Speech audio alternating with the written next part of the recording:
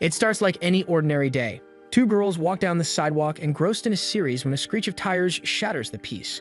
A car crashes, a driver climbs out, furious, and starts shouting. Meanwhile, a man talks on the phone ranting about his stupid boss who always agrees to his raise. As he walks, a homeless man crosses his path, a beggar in tattered clothes. Disgusted, the man mocks him over the phone. Not far away, another person yells into his phone, turning away from the beggar just like everyone else. But the beggar isn't what he seems. His mind is confused.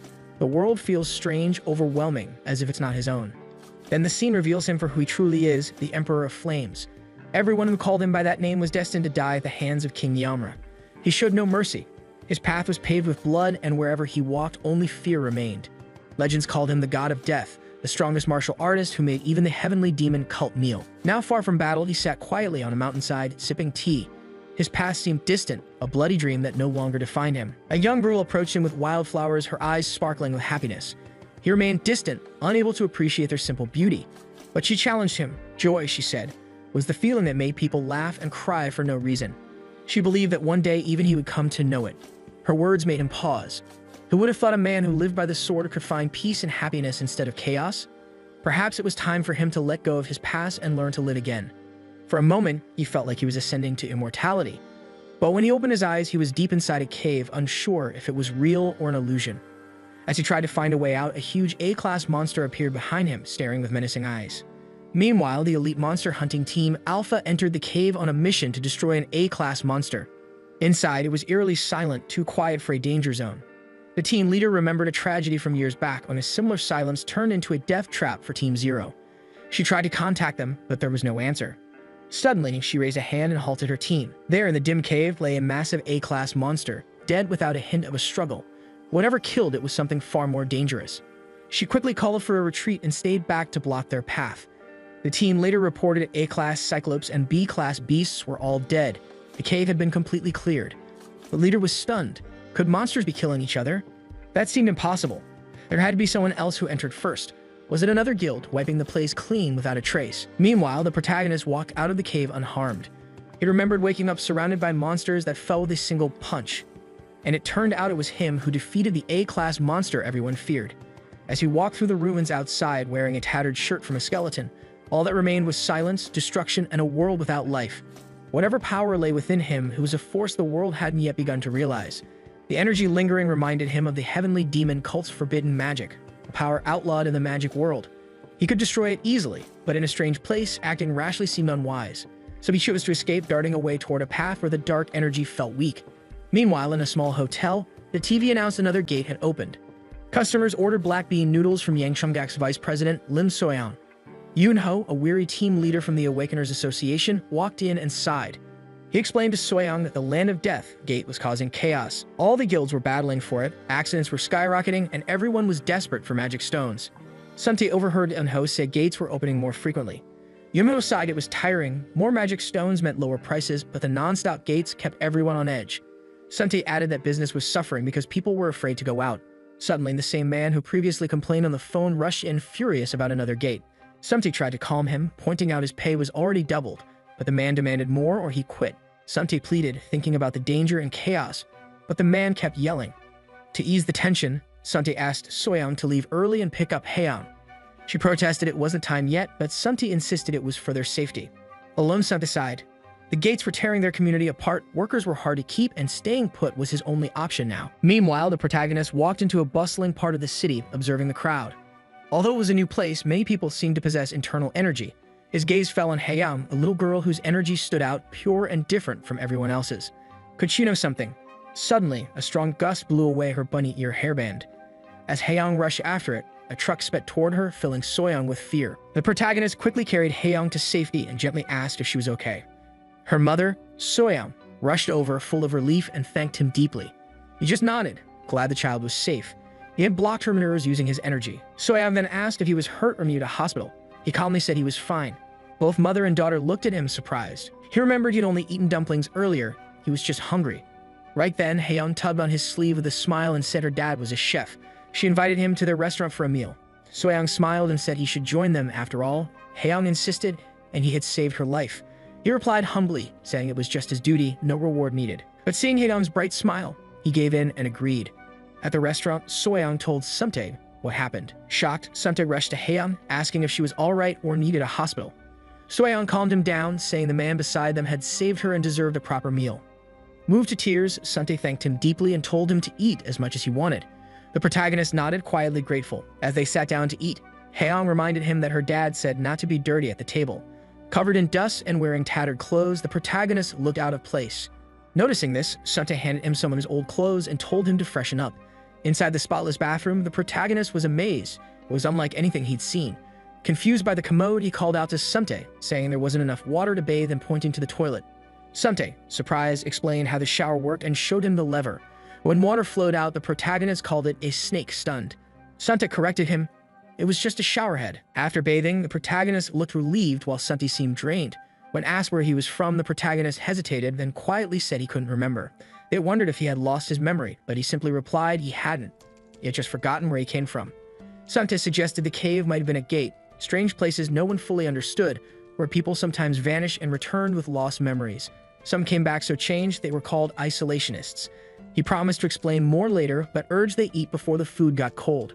Grateful, the protagonist thanked them but hesitated at the strange colored food. It reminded him of his brutal training days, surviving on bloodied, filthy water. Noticing this, Haeyeon asked why he wasn't eating and if he didn't like black bean noodles. When he admitted he didn't know what they were, she showed him how to mix and eat them. Surprised by the taste, he found them delicious, even if unfamiliar. Soyeon and Sumtae smiled, saying they'd make something better next time if they had more ingredients. The protagonist smiled, enjoying the meal, and even asked for another bowl of black bean noodles. As he thanked them and prepared to leave, a sign on the door caught his eye. Emergency recruitment. Part-time delivery worker. Room and board provided. Wages negotiable. Curious, he asked about it. Sumtae explained they needed help since the previous workers demanded too much. When the protagonist heard room and board were included, he saw it as a chance. He needed a place to stay in time to adjust before finding a way back to his world. He asked if he could take the job. Sumtae, surprised but supportive, warned that being an isolationist might complicate the legal process. Soyoung stepped in, saying they should help since he saved Haeyeon. She offered to be his guarantor, noting that citizens could vouch for isolationists. Haeyeon added that she liked the mister. Touched, Sumtae agreed to support him too. The man introduced himself as Kangso, 35 years old. Sumtae was surprised they were the same age, though Kangso looked younger and suggested they speak casually. Just then, Kangso remembered a girl from his past who gave him the name Kangso, meaning strong smile.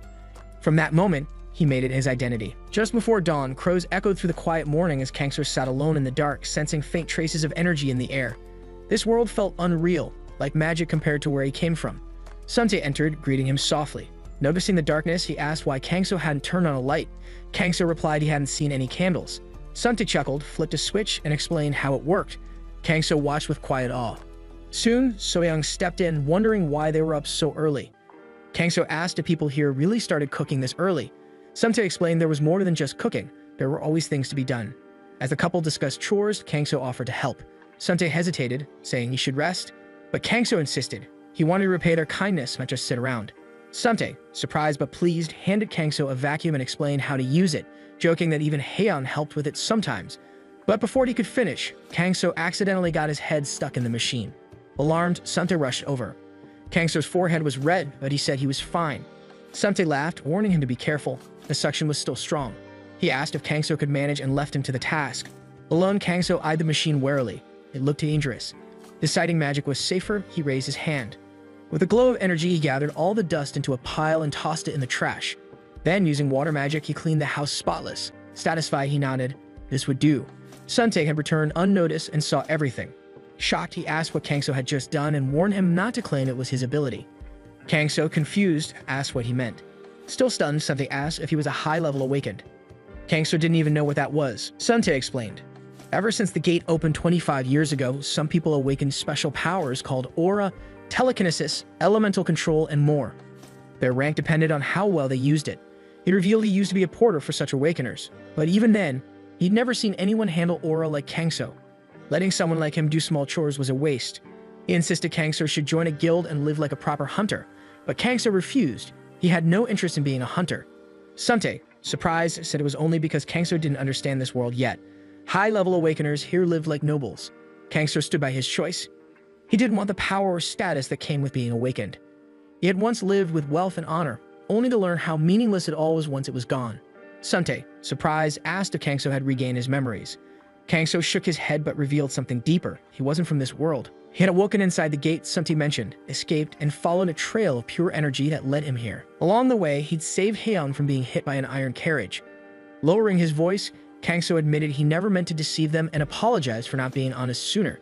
Sumte, deeply moved, placed a trembling hand on Kangso's shoulder and began to cry. He couldn't imagine how hard it must have been, lost in a strange world with no memories or help. Kangso asked if he believed him. Without hesitation, Sumte nodded. In his place, he would have done the same. To stay safe, Sumte advised Kangso to keep living as an isolationist. As for registering as an awakened, he told him to think it over. Life might not go the way he expected. Meanwhile, inside the inspection department's quiet office, Meoni from Unit 2 found Jinho from Support Unit 1 asleep at his desk. Annoyed yet worried, she scolded him for another all-nighter, warning he might collapse from overwork. Jinho, irritated, replied that he was buried in the A0-128,109 gate case and didn't even know where to start. Meoni handed him a document related to the same case and the mysterious zero-level awakener. As he read it, his face darkened. The chairman had ordered him to shut the investigation down. Case A0-128,109 was abruptly shut down. Orders from the chairman. Jinho pressed his forehead, frustrated. Why abandon the chance to secure a level 0 awakener? Meoni admitted it was a huge opportunity. With the awakener, Korea could rise fast among the allied nations. But if they failed, it could all backfire. Jinho was determined. He believed they'd find him. Smirking, Meoni said no one could really stop him anyway. She agreed to handle the chairman and told him to move fast. As she turned to leave, Jinho asked about lunch. She smiled. She had plans with her younger sibling after a long time. Jinho guessed it was team leader Kim at the infirmary, and Meoni nodded. She invited him to join her, but he declined, saying he'd grab something from the convenience store. Curious, he asked where she was headed. Meoni said it was a popular local place but didn't know the name. That jogged Jinho's memory. Team leader Bak Eunho had once praised a nearby restaurant. He told Meoni, reminding her how serious Eunho was about food. She recalled Myungjin mentioning something similar. Jinho figured it must be the same place and urged her to try it, finally giving her the name. Later, Meoni and Myungjin arrived at Spring Pavilion, a spot both Sumte and Soyeon had also recommended. Myungjin said he'd always wanted to bring her there, especially for the black bean noodles. Meoni was surprised but smiled when he teased her about not liking them. She reassured him she did like them, and more than anything, she just wanted to share a nice meal with her brother. As they entered, Meoni, hungry and hopeful, mentioned that if team leader Eunho had recommended the place, the food had to be good. Soyeon greeted them and led them to their seats. Meoni, noticing the empty tables, asked why it was so quiet. Myungjin assured her the food would speak for itself. When she asked what he was ordering, he confidently said black bean noodles. She agreed, and he placed the order with a playful wink that made Soyeon laugh. Amused, she offered them free dumplings. Meoni was impressed by his charm. Myungjin just shrugged, teasing her about her own social skills. Then Meoni grew serious, saying things had been hectic lately, especially after a sudden graded dungeon appeared. It was drawing unwanted attention, and if they didn't secure the level 0 awakener soon, the association's reputation could take a major blow. Though the chairman had shut the case, Meoni couldn't shake her thoughts. She mentioned Director Seon Jinho, relentless in his pursuit of the awakened. Myungjin sympathized, sensing the weight she carried. Dropping the case would be easier, but she and Jinho had already chosen a harder path. They couldn't ignore what felt right. Just then, Meoni felt a strange presence. Turning slightly, she noticed a man, Kangso. His quiet intensity unsettled her, though she couldn't explain why. Soyeon arrived with their meal, breaking the moment. Meoni grabbed her chopsticks, blaming her nerves on hunger. After all, the idea of a level 0 awakener appearing here seemed absurd. Trying to lift the mood, she teased Myungjin, was he messing with her? He blinked. Were the noodles bad? She grinned. Bad? They're amazing. Why didn't you bring me here sooner? The black bean noodles were the best she'd ever had. At another table, Kangso paused. He sensed something. Meoni's energy was sharp, refined. Two distinct auras stood out, different from everyone else. Masters. Awakeners? He tensed. If they were awakeners, his identity might be exposed. He had to stay alert and dig deeper. Kangso stood silently, still adjusting to this unfamiliar place. It was cleaner now, thanks to Sumte and Soyeon, the kind couple helping him settle in. A memory flashed, Sumte yelling in panic, "That's not a well, it's a toilet," while tossing him a shower head. Chaos and confusion still fresh in his mind. The memory faded. Though there was much he didn't know, Kangso wasn't in a rush. He would learn slowly, but one mystery remained: the Awakeners. A sudden roar broke his thoughts. Curious, he stepped outside and saw Sumte pulling up on a loud vehicle. Just as Kangso was about to call him, Sumte greeted him. Still startled, Kangso asked if that sound came from the machine. Sumte nodded. It was a motorcycle used for deliveries. Sante told Kangso he'd need to learn riding for future tasks. Though Kangso wasn't ready yet, it was time to start getting used to it. Sante handed him a strange object, a helmet. He explained it was for protection, since motorcycles were fast and risky. Demonstrating how to wear it, he slid it on. Kangso examined it, thinking it looked like a warrior's helmet. He put it on and climbed onto the seat behind Sante. The moment reminded him of riding a pony. Sante chuckled. Close, but this ride was much faster. He warned Kangso not to be surprised. As they sped off, Sante asked if he felt sick. Still adjusting, Kangso asked if every delivery man had to ride one of these. Sante shrugged. If Kangso was scared, delivery work wouldn't suit him. Walking wasn't fast enough for narrow streets. Speed was key. Kangso understood, but something still felt off. The vehicle was loud and slow. Compared to Gyeongbang, it seemed inefficient. After a while, Sante stopped near an apartment complex. It rested. He explained that many regulars lived here. Kangso would be coming often. It was called the Blue House. Pointing at the numbers on the building, Sante showed how they marked floors and units, essential for deliveries. Kangso nodded, then asked what had been bugging him. If this place was dangerous and beasts showed up, why did people still live here? Sante paused before replying. It was dangerous, but not unlivable. Even when demonic beasts appeared 25 years ago, people didn't abandon the land. They discovered mana stones, energy-filled gems found in beast corpses, which powered barriers and sparked rapid tech growth. Curious, Kangso asked about mana stones. Sante explained again, they were the key to survival and progress. Danger still lingered, so Kangso had to stay alert. Brushing off the serious mood, Sante asked if he was thirsty. Kangso eyed the container in Sante's hand, puzzled by the strange sound it made. Sante handed it over with a grin, promising a taste like nothing Kangso had ever known. Hesitant, Kangso took a sip and was hit with a flavor so unique it stunned him. It reminded him of his first black bean noodles, urging him to keep drinking.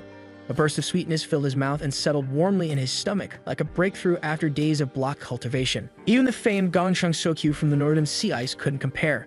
Sante, watching closely, asked how it felt. Kangso admitted it was shocking and surprisingly good for digestion too. Kangso, surprised to learn it helped digestion too, found it even more impressive. As their break ended, Sante said it was time to go. Before they left, Kangso asked if the motorcycle was truly necessary for deliveries. Sante admitted it was the fastest way, though there were other options. But Kangso was firm. He wanted to deliver on foot. Sun Tao was shocked, but Kangso argued that slow deliveries made noodles soggy and ruined the taste. He promised he was faster than any machine. A thought hit him. If Kangso's power really surpassed in a class awakener, maybe it wasn't impossible. Kangso offered to prove it right then. Sante agreed and asked if Kangso still remembered the way back. He did. It wasn't that Sante didn't believe him. He just wanted to see for himself. So if he proposed a race, Kangso would run, Sante would take the bike. If Kangso reached the restaurant first, he could skip using the motorcycle for deliveries. With that, Sante counted down, hopped on the bike, and sped off alone. As Sante rode off on his bike, Kangso suddenly dashed ahead of the blinding speed. While he ran, a quiet narration revealed the truth behind his legend. Once called the Emperor of Flames, Kangso wasn't just powerful, he mastered a rare light skill known as the invisible body technique. So stealthy, not even his shadow appeared, and he could end lives in complete silence. Feared as the god of death, and once hailed as the top lifesaver, he reached a deeper enlightenment that transformed his ability into something even greater, the void invisible body technique. It didn't just hide him, it let him blend into his surroundings, becoming one with the world itself. With that evolution, Kangso's skill and speed soared beyond limits. People no longer called him just the god of death. He was now the martial arts god. Back at the restaurant, Sante arrived, out of breath and confused. He had raced harder than ever, but Kangso was nowhere in sight. Sante entered the restaurant only to freeze. Kangso was already there, calm as ever, with Haeyang smiling on his shoulders. "You're late," Haeyang teased. Soyeon added that Kangso had arrived 10 minutes ago. Sante, still stunned, admitted defeat. Kangso really did need a motorcycle. Shifting the topic, Sante urged him to take the Awakener's test right away. Kangso nodded quietly. At the test center, Sante, despite being the one who insisted, felt overwhelmed by the crowd. A staff member handed them a form and Sante filled it out using Kang as the surname and the restaurant's address. Processing took days, frustrating but necessary. Kangso had helped them, they owed him. When it was finally time, Kangso asked what the test involved. Sante explained, 2 fist-sized beads would release electrical energy. The more energy he blocked, the higher his class would be.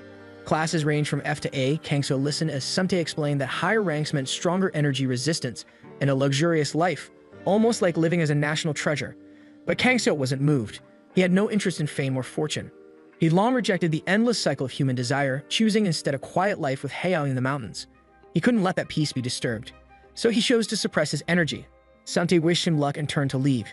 Just then, Kangso asked where the test run was. With a sigh, Sata told him it was on the second floor. Kangso headed there. The door opened by itself. The elevator spoke. Strange technology, it felt almost haunted. Kangso stepped off on the second floor, recalling Sunti's instructions. As he moved ahead, a man approached and asked if he was teacher Kangso. The test had begun. Kangso nodded. The man introduced himself as Park Soon, Unit 2's team leader and in charge of Kangso's training. Calmly, Kangso greeted him back. Soon welcomed him, noting it had been a while since he met an isolationist. Kangso was slightly surprised. Soon explained that isolationists were once common, but after South Korea regained most of its land, their numbers dropped. The North, however, remained unchanged. Kangso quietly repeated North, puzzled by the comment. Soon led him onward, explaining the Awakener's test would come first and training would follow based on the results. Inside the testing chamber, Soon notified a female staff member. She confirmed and began preparations right away. Kangso placed his hands on the beads, just as the woman instructed, and stayed still. As the test began, he felt a strange energy push against his own. Remembering what Suntae had said, he knew high resistance meant a high rank. But Kangso didn't want that. Wanting a quiet life, he calmly suppressed his power. When it ended, the woman told him to lift his hands. F class, she said, just above a normal person, one step away from those with no power at all. Kangso accepted the result without emotion. Watching him, Soon was shocked. Most people hoped for a high rank, and he assumed Kangso did too. Getting F class, nearly powerless, had to hurt. But inside, Kangso knew the truth. He aimed for G class, the lowest. Unfortunately, he failed to suppress his energy fast enough, landing him in F class instead. Soon, emotional, tried to comfort him, saying rank didn't define one's future.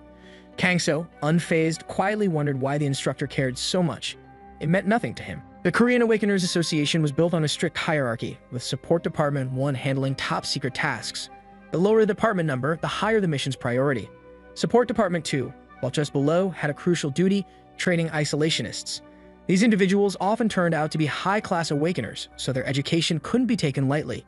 Even core missions were delayed to prioritize their development, a responsibility held directly by the team leader.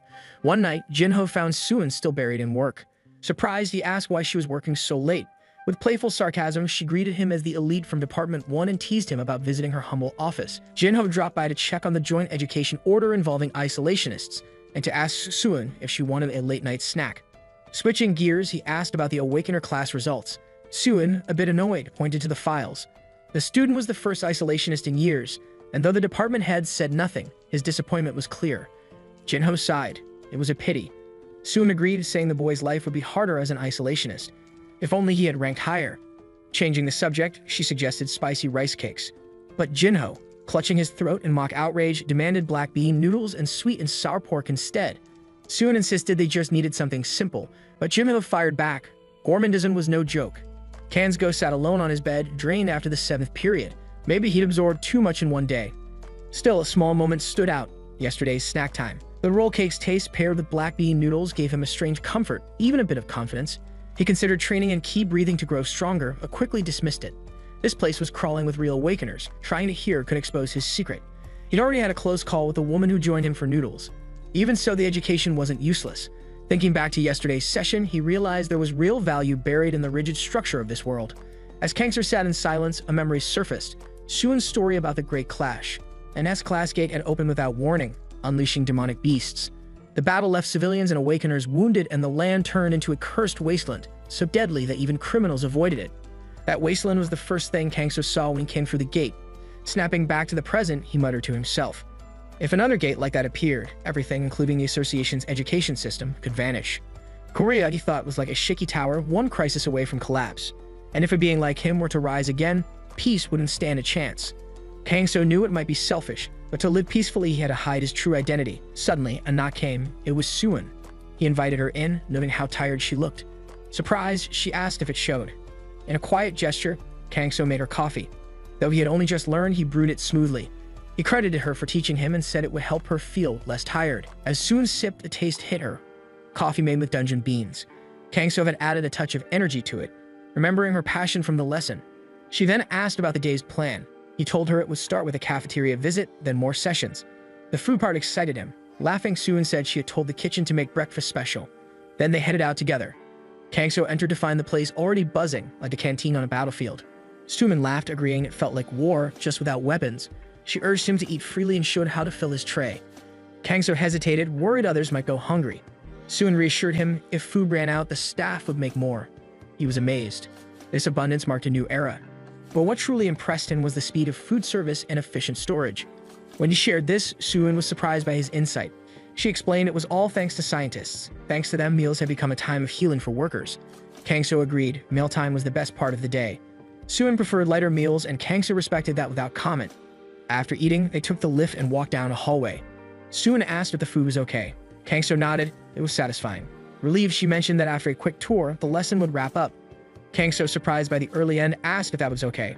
Suin admitted there was originally a battle training class in the schedule, but it was skipped since he was F class. Being F class had its perks. Still, guilt nagged at her. She was cutting corners to catch up on work, using his inexperience as an excuse. They soon reached the training room. Suin explained that anyone with an Awakener license, regardless of class, could train there. Suin told Kangso that any awakened person could use the training center unless they were criminals or misusing their powers. Kangso nodded but declined the offer, saying he didn't need it. Surprised, Suin mentioned it was free and even offered help with the application if he changed his mind. Kangso thanked him but insisted the center had nothing useful for him. Curious, Suin asked about his future plans. As Kangso stepped outside, he saw Sante and Soyoung waiting and thanked them for meeting him halfway. Sante brushed off the thanks and got straight to the point. What class had Kangso received?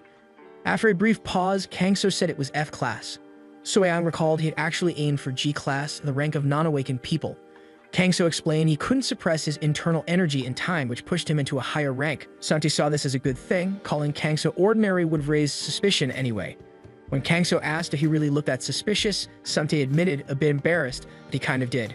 Meanwhile, from a higher floor, Jinho watched them and asked Suin if anything about Kangso stood out.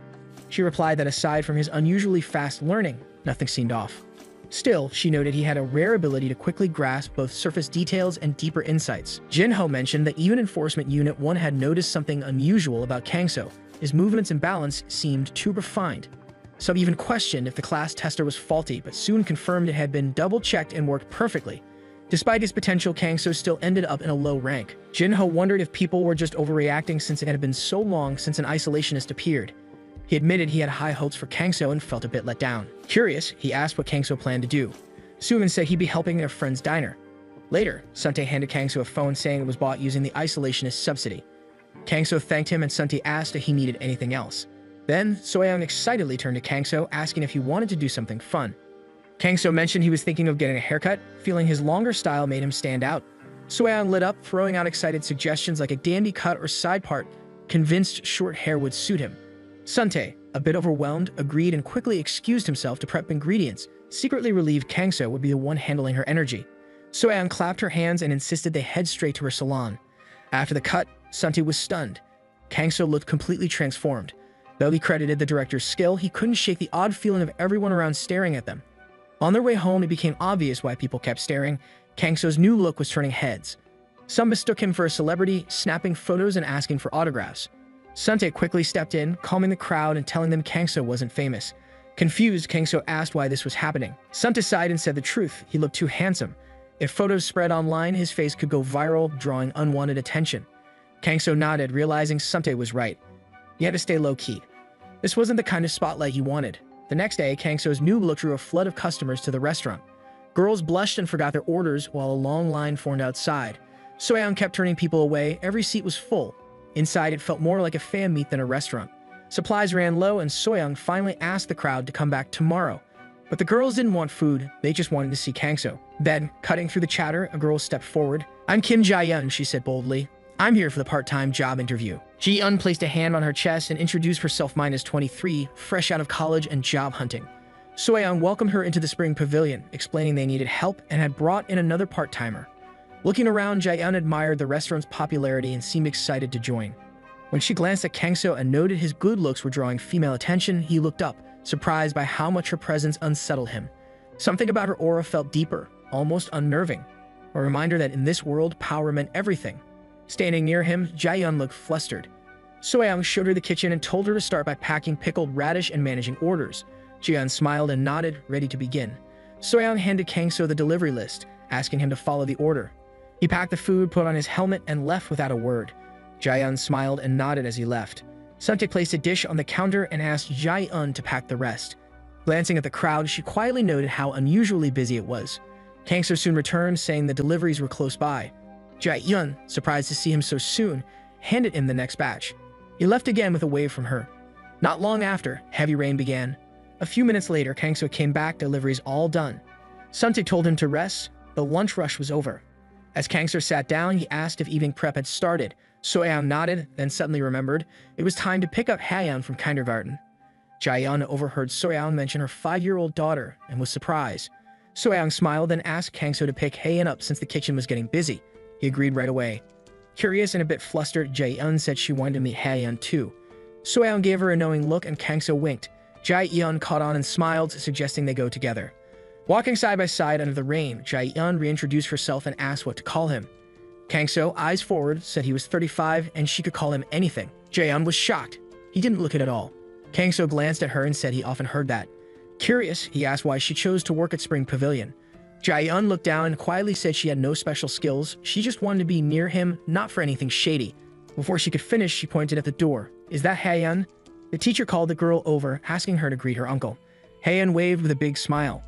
Kangso asked if she had fun and she nodded, proudly pointing to the teacher. That's my uncle. The teacher smiled and said she heard a lot about him.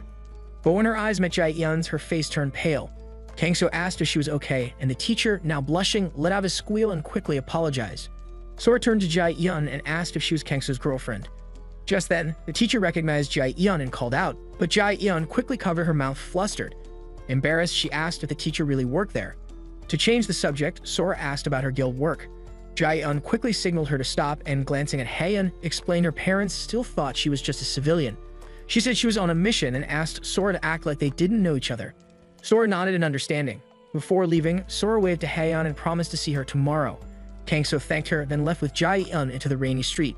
As they walked, Kangso asked if the teacher was her friend. Jaeyeon gave a shy laugh and nodded. Kangso smiled, saying he thought so and wondered why they'd never spoken before. Jaeyeon blushed and said they saw each other too often for it to feel exciting anymore. Smiling at Haeyeon, she mentioned how nice it was to walk in the rain. Haeyeon agreed and asked if pretty Jaeyeon liked it too. Jaeyeon said she liked walking with her uncle more. Haeyeon proudly added that her duck pattern umbrella made it even better. Kangso asked if the umbrella was heavy, but Haeyeon said she could handle it and skipped ahead. Kangso told her to ask for help if she needed. As they turned into a smaller street, Haeyeon stopped and pointed into a narrow alley. Someone's there, she said, then ran ahead.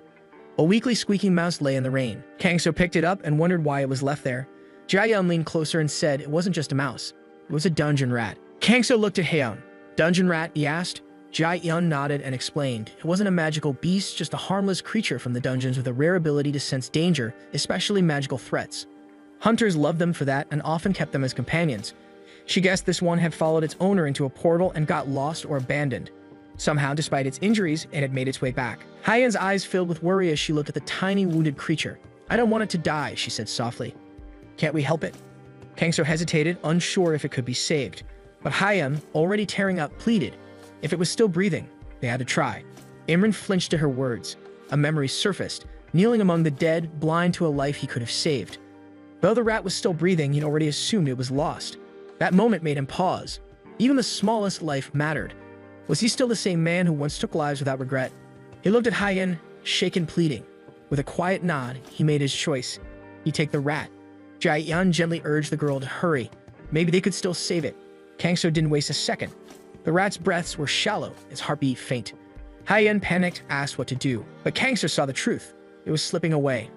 He pressed 2 fingers to her chest, channeling magic, unsure if he could bring her back.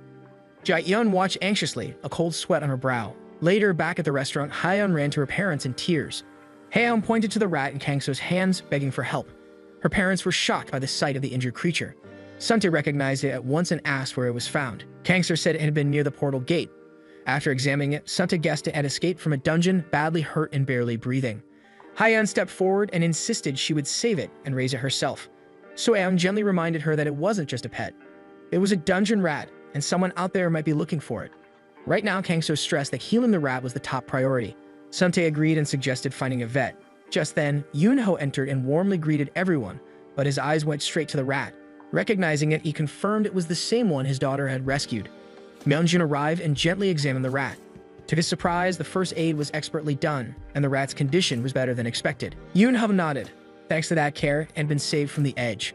All it needed now was more energy. Kangso silently watched as Yoonho stepped forward and placed his hands over the small creature. From the start, Kangso sensed something special about Yoonho. But when Yunho drew in mana and turned it into glowing energy, Kangso realized this man was a true healer. A faint squeak escaped the rat. Haeyoung's face lit up. Yeek proudly placed a hand on Yunho's shoulder. Haein called him a miracle worker. Yunho handed the rat back to Haeyoung and asked if she really believed that. She nodded, smiling. Yeek joked she was lucky. Yunho softly agreed. Watching it all, Kangso felt awe. This, he thought, was true strength, not to destroy but to heal. Later, Sante asked Haeyoung what she was doing. She whispered that the rat looked better. Then she squealed. It had moved. Her father asked if it was true. Haeyoung set down a bowl of milk and said, "It must be hungry." Sante smiled, telling her to wash up and eat since even the rat was eating. But suddenly, the rat froze. Its eyes sharpened, and it began lightly banging its head on the table. Kangso was the first to notice. It was acting strange, jumping and squeaking like it was trying to tell him something. Sante walked in, asking what was going on. Imri said the rat wanted to lead him somewhere. Sante, thoughtful, wondered if it really had something to show. The rat squeaked louder.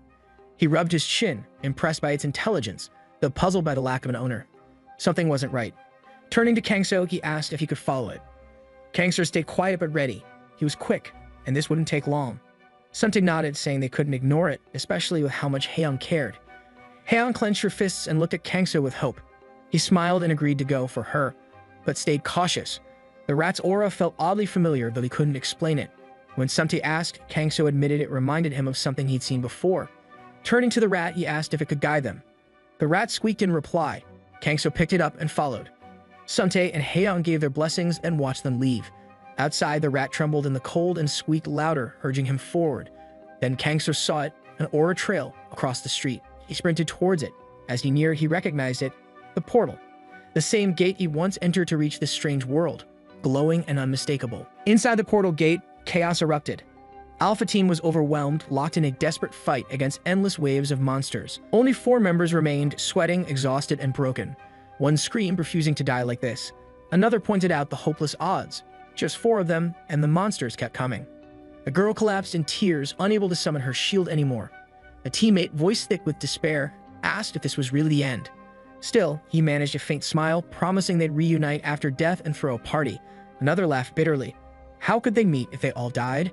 Knowing the end was near, they chose to smile through the fear. In their hearts, they clung to one last hope, if only its rank Hunter could appear right now and save them. Suddenly, a blinding flash tore through the battlefield, slicing monsters apart in a heartbeat. Green blood sprayed everywhere as bodies dropped.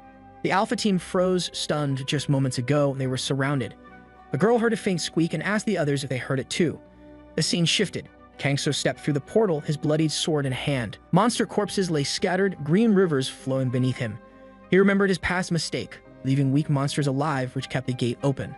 This time, he wouldn't repeat it. A monster lunged from behind. Kangso dodged and decapitated it instantly. More followed, but he cut them down one by one, aiming for their heads, their core, their weakness. While fighting, Kangso spotted a fallen warrior's sword. He picked it up, silently vowing to avenge the dead. After slaying the remaining monsters, he felt a dark aura leaking from a sealed door ahead. Inside stood a knight-like monster, holding its own severed head, radiating demonic energy. Its glowing eyes locked onto Kangso. "Your intrusion is unforgivable," it growled, charging without warning. Unshaken, Kangso studied the grotesque figure. The headless knight shrieked in rage, vowing to kill him with a single blow. Kangso had already figured out the monster's weakness, its head. The knight hesitated, and Kangso seized the chance, dashing forward to slice through its skull. A dark stone clattered to the ground, the source of its demonic energy. As he studied it, the rat in his pocket squirmed. Kangso gently told it the danger was over, and it could go back before the gate closed. The rat, Korangi, scurried off into the shadows. Meanwhile, the Alpha Team regrouped, still rattled. Confusion filled the air. How had B-rank monsters shown up in a C-rank gate? One hunter confessed he thought they were done for. Someone suggested In's rank might have saved them, but they quickly ruled it out. The sheer pressure of In's rank would have been impossible to miss. At this time, there was nothing. Someone whispered a theory. Was it the rumored 0-level Awakener? Before they could respond, familiar squeaks echoed. The hunters turned and saw Korangi, the dungeon rat, rushing towards them. It was alive, but its frantic eyes searched for one face, Siakun. They all knew he had fallen. Korangi dashed for his lifeless body, squeaking, crying, hoping he'd wake. But he didn't. One hunter broke the silence. The gate was conquered. They had 20 minutes to gather magic stones and regroup before it closed. The hunters exited the dungeon to chaos, emergency crews shouting, media swarming. Reporter Huang Jisu gave a live update amid the noise. Meanwhile, Korangi stood alone in the rain, trembling. Its cries faded into soft whimpers. Lost and unsure, it had no purpose left, only sorrow and confusion. Haeyeon looked downcast after hearing the dungeon rat had returned to its owner. Noticing her mood, Sante gently said it was gone. She nodded quietly, sadness in her voice. Just then, Kangso entered and joked about her gloomy face. Sante explained she was upset for not getting to say goodbye to the rat, but then paused. He had just seen it. Right on cue, the dungeon rat popped out of Kangso's pocket. Haeyeon gasped. Kangso introduced it as Karangi and shared how it had bravely followed its owner into the gate, only to be attacked by monsters. Sante asked about the owner, and Kangso replied that he was too late. The man had already died. Sante was shocked. Kangso had gone inside the gate, fought monsters, and come back. Casually, Kangso said he just entered and closed it. Stunned, Sante stared at him. Could Kangso be in a class, or even in class like Hunter Lee Shin? He'd only ever seen that kind of power from Lee Shin. But Kangso didn't feel that intimidating. Was he the rumored level 0 awakener? Meanwhile, Haeyeon tied a bow on Karangi and proudly showed it off. Kangso laughed, calling the rat a princess. Sante shook his head, brushing off his thoughts. Even if Kangso was hiding something, he was still their friend. And that was enough. Haeyeon, Sante, and Kangso decided to raise Karangi together, earning a light scolding from Soyeon. With the shop closed that day, Kangso thought about how to spend his time. Maybe train him or find a side job. Then he recalled a girl who once told him he didn't know how to rest, reminding him it was okay to take a break and do what he wanted. As he considered relaxing, he sensed a faint trace of foreign magic nearby. Though people here use magic stones for energy, this one felt eerily similar to the demon cult's forbidden magic, powered by human sacrifice. He chose to suppress it for now. Early that morning, Sante greeted Kangso and joked about prepping onions even on a day off. He then suggested Kangso spend his free time by taking Haeyeon to the library. Kangso found the idea interesting and went to the library with Haeyeon. He was impressed by the vast collection and quality of the place. As Haeyeon ran off to find a book, Kangso told her to be careful and sat down to rest. Nearby, a boy named Woomi helped Haeyeon pick a fairy tale. She thanked him with a smile. Watching from a distance, Kangso sensed that Woomi was an awakener with strong potential, but not as powerful as Haeyeon. He seemed burdened by something, and Kangso thought it was a waste for someone like him to be working in a library. Sensing his unease, Haeyeon asked Woomi if he was okay. Surprised by her insight, he looked at Kangso in shock when she mentioned even her uncle was worried about him. Woomi recognized Kangso as the famous delivery guy from Spring Pavilion and asked if he was an awakener, and what class. Kangso replied, F class. Woomi was shocked, but Kangso quickly hushed him. Woomi then shared his story. Too young to enter dungeons, he worked part-time jobs and volunteered at the library for scholarship credits. Though he was a C-class awakener, he wasn't strong enough to attract sponsors, so his mother still struggled. Kangso told him class didn't define a person, that effort could raise it. Woomi doubted it, saying it was impossible. Kangso asked why he'd give up without trying. Didn't he want to get stronger? Woomi paused, then admitted he did, but didn't know how. Kangso offered to teach him on one condition. He needed info on a place called the Ak Kingdom. Woomi agreed, saying it'd be easy to find. Woomi searched for any record of the Ak Kingdom, thinking it might explain the similarities between its energy and today's magic.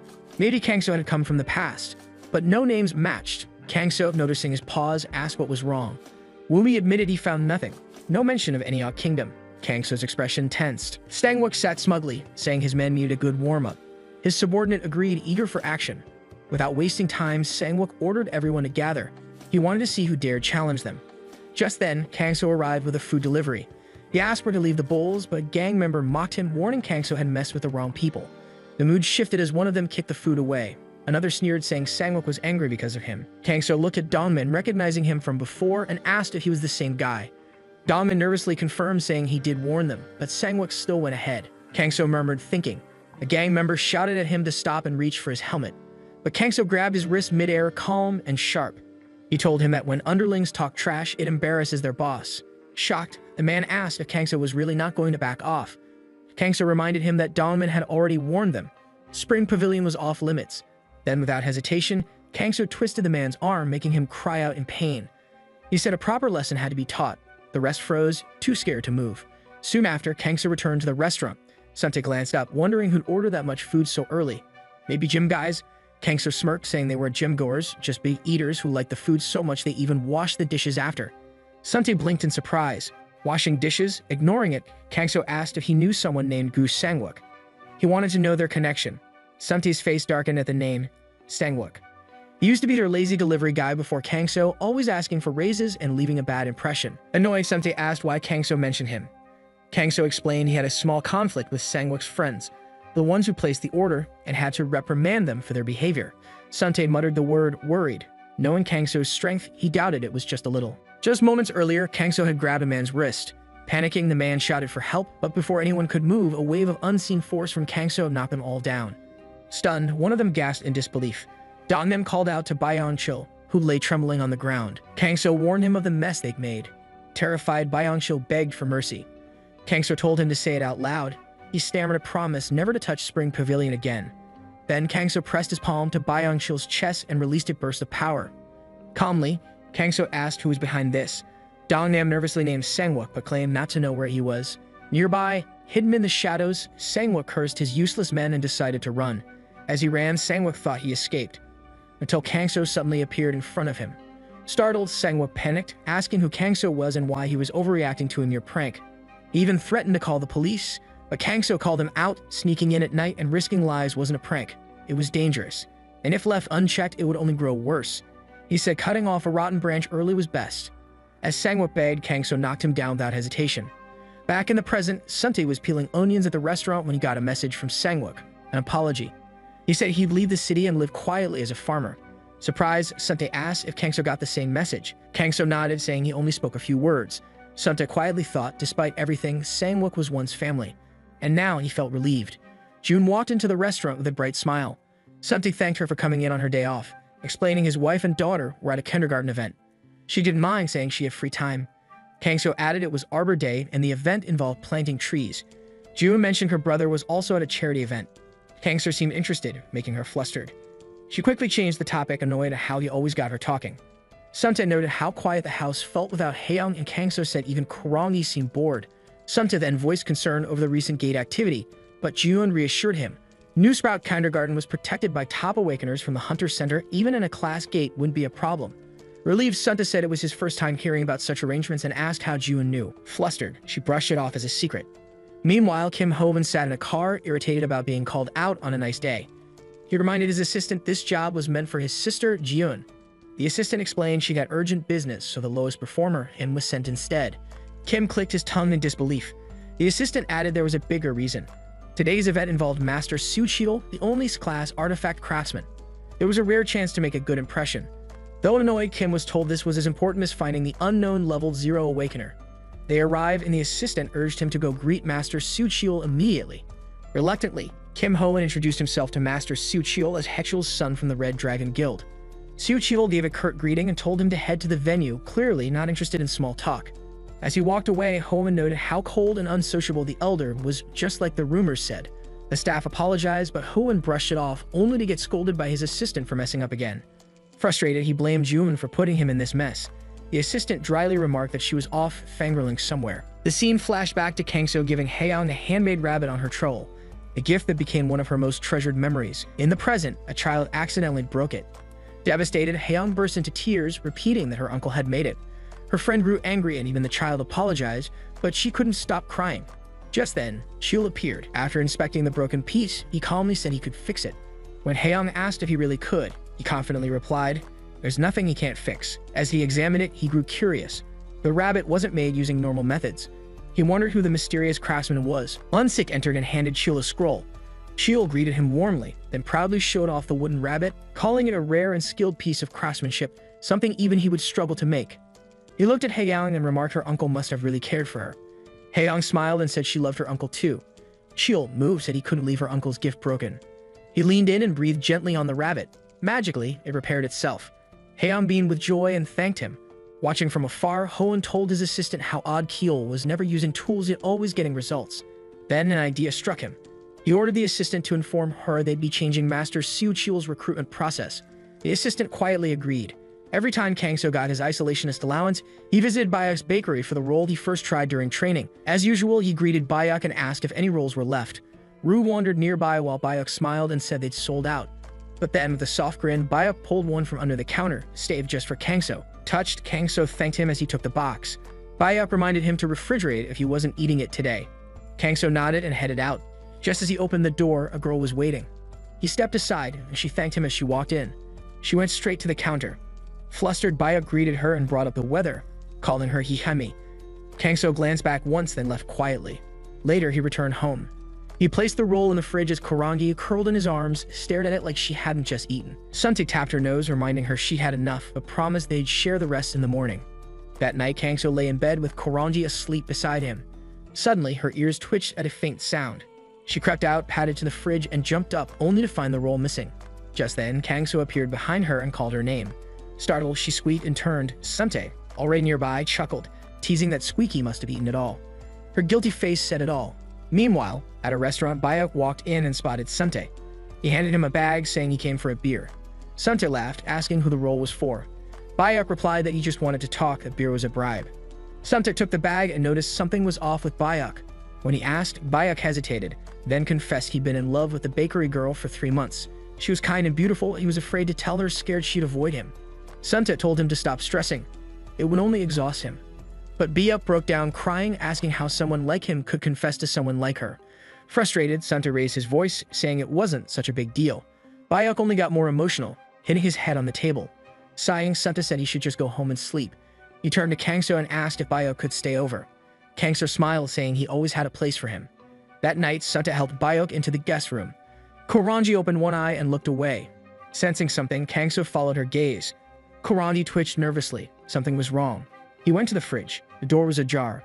Opening it, he found a fairy inside, cheeks covered in roll cream stuffing her face. Kangso shouted in shock. The fairy froze mid-bite. Morning light filled the kitchen as Kangso sat with the others. A small, nervous fairy stepped forward and admitted she ate his sweet roll. Avoiding eye contact, she softly introduced herself as Dozin and apologized. Suntae, surprised, asked how a flower fairy ended up here since they usually stayed near flowers or honey. Bayok pointed at the roll. Maybe the honey lured her in. Curious, Kangso asked what a flower fairy was. Suntae explained they were harmless humanoid spirits from the portals. Unlike magical beasts, fairies had peacefully started living in cities, even helping humans. Kangso asked if they were like their squeaker. Suntae laughed, saying yes, mischievous but not dangerous. Kangso eyed the nervous Dozin as she admitted she stole the roll. Folding his arms, he warned her not to do it again. She looked down, ashamed, and said she had a job, but just wanted something to eat. Suntae asked if she truly wanted to work. His wife doubted a flower fairy could help in a Chinese restaurant, but Bayok suggested Dozin might be useful to Kangso. Suntae joked they were just passing her off, but Kangso smiled and made a deal. He'd take Dozin in if Bayok let him train him. Jae-yun, watching quietly, blushed at the thought of Kangso's fit body. Embarrassed, Bayok agreed, admitting he let himself go. Kangso said it was good to have a training partner, and Bayok, pumped up, raised his fists in excitement. Later, Kangso, Jae-yun, and Soyoung entered a supermarket. Confused, Kangso asked why they were there. Soyoung revealed she was planning a surprise. Her husband's birthday was in 2 days. Jae-yun clapped excitedly, thrilled about the plan. Kangso just nodded, now getting why they were there. Soyoung crossed her arms, unsure what to buy. Jae-yun held her hand and said they'd figure it out together. Deep down, Jae-yun felt something new, like this was more than just helping out. It felt special, almost like a date. Soyoung asked Kangso to keep everything secret from her husband. She mentioned hiding the gifts in his room. When Kangso asked what she had in mind, she hesitantly said maybe shoes, though she wasn't sure he'd wear them. Jae-yun then suggested vitamins, since the boss looked tired lately. Soyoung loved the idea and praised Jae-yun. The two started browsing while Kangso stood off to the side, observing quietly. Then Kangso noticed some girls whispering and staring. He asked if he could go. Jae-yun quickly stepped in and placed glasses on him, joking that now his good looks were hidden. While shopping, Jae-yun pointed to a giant teddy bear a certain hand would love it. Kangso agreed. Suddenly, a wave of energy pulsed through the store. A scream. Panic. Shouts that illegals were in the building. Kangso asked who they were. Jae-yun explained they were awakened ones abusing their powers. Guards aimed at the intruder.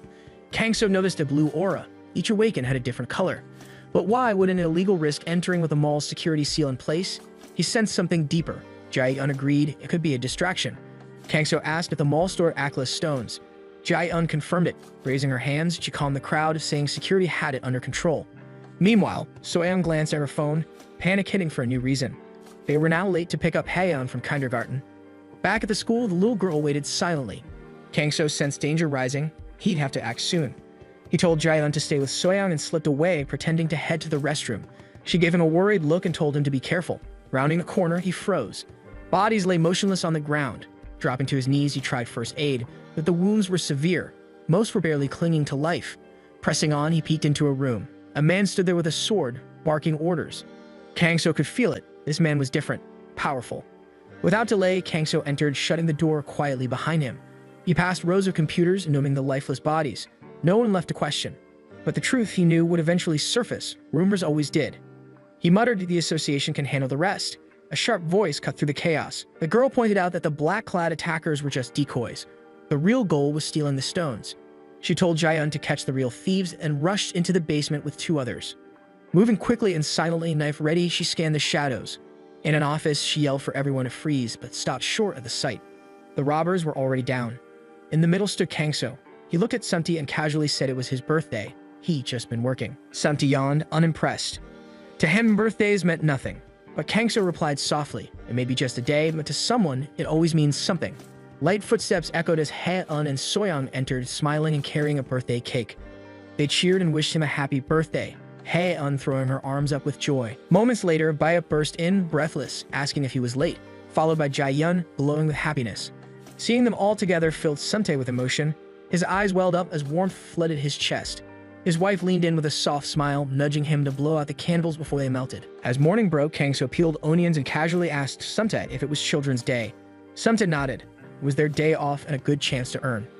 Kangso reminded him it was about the kids, especially Haeyoung. Sumtae agreed, saying he'd take her to an illusion show after lunch, though they'd be busy till then. With Jaehyun absent, he was unsure, but Kangso reassured him. He'd already called someone in. Just then, the restaurant door opened. A new guy entered, handed over his guardianship consent and medical papers. Sumtae pointed to the dishes, and the boy got to work fast. Impressed, Sumtae noted he was awakened. Kangso added the boy delivered newspapers and trained hard daily. Kangso quietly said even awakened ones had to train every skill. That made the man wonder, why rely on Jaehyun when this C-class kid worked like that? Watching him, he questioned aloud what kind of key-class awakening Jaehyun even had. Jaehyun sat quietly in the car as her bespectacled subordinate informed her they were almost there and listed her schedule. Meet the president, the association's chairman, then guild directors and performers. Jaehyun nodded and asked about her father. She was told he dropped by briefly. Sighing, she muttered about his busy life while pulling out lipstick. It was Children's Day, yet here she was in bold makeup and a red suit for a corporate event. The subordinate reminded her the red symbolized the Red Dragon Guild. They had to be aspirational figures. Jaehyun scoffed, doubting anyone truly admired them. Keeping up with portals was a daily struggle, yet people clung to ideals. As she stared into her compact mirror, she admitted the country's peace relied on them, and one misstep could end it. The subordinate gently reminded her, she wasn't just anyone. She was the Witch of the Red Flame. Hearing the title made Jaehyun flinch, causing her lipstick to smear. Calmly, the girl handed her a napkin, saying beauty came naturally to awaken women like her. No need to feel awkward. As Jaehyun wiped a smudge from her face, she reflected on how she once tried to look older to be taken seriously. Now the flashy style just stuck. The girl beside her teased about her pretend lower-class life. Jaehyun, flustered, insisted it was for undercover work, to protect civilians. Unbothered, the subordinate handed her a document, saying she just needed a break from guild duties. The car soon stopped. Jaehyun stepped out with a faint smile. For the first time in a while, she felt like a real hunter again. Meanwhile, at the mall, Kangso walked with Haeyoung and Woomi. Woomi suddenly pointed at a dark game booth. Kangso tensed, mistaking it for an assassin training spot. Haeyoung giggled, calling it just a game. Woomi explained the rules: pop balloons, earn points. Then Haeyoung spotted a giant teddy bear and squealed with joy. Kangso crouched and asked if she really wanted it. Her eyes sparkled as she said it'd make her so happy she wouldn't even ask for sweets. Kangso teased, asking what about chocolates. She paused, then shouted she still wanted some delicious ones. He turned to Woomi and asked to try the game, hoping it'd help him bond with Haeyoung. Woomi scratched his neck, saying his small explosion ability wasn't very useful, just enough to distract a monster. Kangso smiled and reassured him, then guided him to the booth and got 3 darts. He gave some quick tips: stand firm, engage your core, keep shoulders loose, aim slightly higher. Woomi threw the dart and hit the 100-point balloon. Shocked, he cheered. Haeyoung grabbed the teddy bear, hugging it tightly. Just then, a voice on the speaker announced, the Mighty Wizard Cull's show was about to begin, and all guests should take their seats. Haeyoung shouted to Kangso that the illusion had begun. They had to move fast. Kangso smiled, warning her not to trip as she ran ahead. Nearby, men in black masks clutched their bags. One hesitated, worried about the danger, but another reminded him they had no choice. Fail the mission, and they'd be killed. Worried about being caught, another asked what would happen. His partner raised a glowing ring, assuring him no one could track them, not even powerful searchers. Their goal? The blood flower. As they raised their weapons and scanned the crowd, one locked eyes on Jaehyun. There was no doubt, she was the Witch of the Red Flame, and she had to die. Haeyoung waved the others over, saying she found the perfect spot. Woomi asked Kangso if they should sit there. It had a clear view of the levitation act. Kangso crossed his arms, joking he could do those tricks himself, Woomi laughed, bringing up his favorite illusion, someone getting sliced and put back together. Kangso looked surprised such tricks existed, but Woomi explained that even when you know how it's done, it still fools the eye. Suddenly, Kangso sensed a familiar energy. His eyes locked onto a woman in the VIP section. He asked Woomi who she was. Woomi's face lit up. That was Black Rose. He said not knowing her in South Korea could make someone look like a spy. Kangso silently agreed. She had to be insanely powerful. Woomi confirmed it. She was the Red Dragon Guild's top hunter. From one of the 3 major guilds, Kangso glanced at Jae-yun, who looked distant and untouchable. Jae-yun shifted awkwardly, hiding part of her face with a paper. She didn't understand why the spring pole guys were here, but her eyes kept drifting to Kangso. He noticed and smiled faintly, guessing she had her reasons for hiding. Just then, the host announced the Great Illusion Show. The magician appeared, juggling boxes in sync. Kangso watched, puzzled. How did they move like that without magic? Then a sharp jolt, a bullet zipped toward his temple. He twisted, deflecting it with his aura. Another crack of protective glass. Jae-yun's guards stood up, alarmed. Another shouted. It was aura charge ammo. 2 more bullets came. The guards shielded her and reinforced the barrier. More bullets struck. Panic rose. Whatever was shooting had enough power to break through. One guard shouted, confused, what kind of bullet could pierce such a strong energy field? Fear gripped Jae-yun. Who would do this, and why? Without waiting, she stepped forward to disable the shield. The guard stared at her, stunned. Frustrated, she snapped. Why were they just standing there? Shouldn't they be chasing the attackers? Her mind raced. Where were her friends? Event staff scrambled to calm the chaos, guiding people to safety. Seo Yoon Hyun asking if she was scared. She smiled gently, saying her mother was nearby. Haeyeon held up her teddy bear, his arm torn. She screamed and ran to Sumte. Kangso froze, fists clenched. A child was crying because of them. That was enough. He'd find the ones behind this and make them pay. He told his team he'd be right back, heading to the restroom. The danger seemed over, or so it appeared. But on a nearby rooftop, a sniper cursed. The shot should have killed the Red Fox. His partner insisted the aim was true, but the bullet bounced. Kangso listened quietly, finding it absurd. Snipers arguing about killing a civilian to escape. One hesitated, but that was enough. Furious, Kangso acted. Aura flared. He flicked 2 bullets. One hit a sniper's side, the other struck the partner's back. Both screamed and collapsed. They made Haeyeon cry. They targeted innocents. One sniper, bleeding, warned Kangso their boss wouldn't forgive this. Kangso demanded a name, but before he got it, a distant voice shouted a retreat. Aura sparked again. The hunters could handle the rest. He had to find Haeyeon. He leaped from the rooftop. Meanwhile, Sora watched kids play, her expression calm until she checked her phone. Her face froze. She patted a child gently, stood up, and answered a call. Her pace quickened. Sora calmly assured the caller she understood. It was likely illegals were responsible, so the children needed tighter security. Though it wasn't her department, the caller thanked her for stepping in. Just then, the children rushed out calling for her. Sora quickly ended the call and turned back to them. She apologized for making them wait and warmly asked if they remembered what day tomorrow was. The children answered together, Parents' Day. Sora nodded, smiling, and said today they'd make paper carnations to show their appreciation. Excited, the children started crafting their flowers. Sora walked around, praising Hyeon's cutting and smiling when another girl said she'd make a flower for her parents too. At another table, a group of boys proudly made flowers for their whole family, but one boy remained silent, Jong-hoon. Sora sat beside him quietly and told him his flower was beautiful. Then a nearby boy asked who Jong-hoon's flower was for. The children whispered that Jong-hoon's parents were gone and he lived with his aunt. Some even said their parents forced them to be his friend. Sora rushed to embrace Jong-hoon, who was on the verge of tears. She felt the words were far too cruel. Before she could speak, Ayeon stood up and called the others mean. She scolded them, asking if they'd say the same things if they had no parents. Jong-hoon cried, and soon the other boys cried too, realizing the hurt they'd caused. Hyeon demanded to know why they'd said such things in the first place. Sora stepped in calmly to ease the chaos, reminded the children they should apologize when they make mistakes. They nodded, apologized to Jong-hoon, and he forgave them. Hyeon smiled and told everyone to get back to making their carnations. Jong-hoon, a little embarrassed, said he'd give his flower to his aunt, and Hyeon nodded warmly. Sure, it would make her happy. Meanwhile, Moyeon walked down the corridor, thinking about someone much more intimidating. Guild leader Had Shula, an A-class awakened master of the magic sword and fire and a chaos war legend. She paused at his office door, nervous at the thought of seeing him again. She knocked and entered, calmly listing his schedule, meeting the president after lunch. But Had Shula cut her off, demanding updates on the attempt on his daughter's life and the aura-infused bullets. Moyeon explained the Silver Tower group was suspected, but there was no solid progress yet. Furious, Shula slammed his desk and demanded results immediately. Unshaken, Moyeon assured him it would be done and handed over a file with documents from the Spring Pavilion restaurant. As Shula looked through the papers, a name stood out, Sumte. Once a close friend, a dungeon companion, and a remarkable chef. Moyon asked what should be done. Hatsula tightened his grip and remembered how his daughter had lived only for revenge after his wife Insu died. But now, for the first time, something else seemed to matter. He decided to let Sunti be and simply keep an eye on his restaurant. Moyon nodded quietly and left, the door slamming behind her. Left alone, Hatsula sighed, opened his safe, and took out a worn paper carnation, the first one Insu ever gave him. Holding it calmed him, and all he wished was to see his daughter smile again. Elsewhere, Wumi rushed up to Kangso, who was quietly sweeping. Kangso noticed Wumi was early today. Wumi nodded, grateful for Kangso's training, which helped him deliver all his newspapers faster.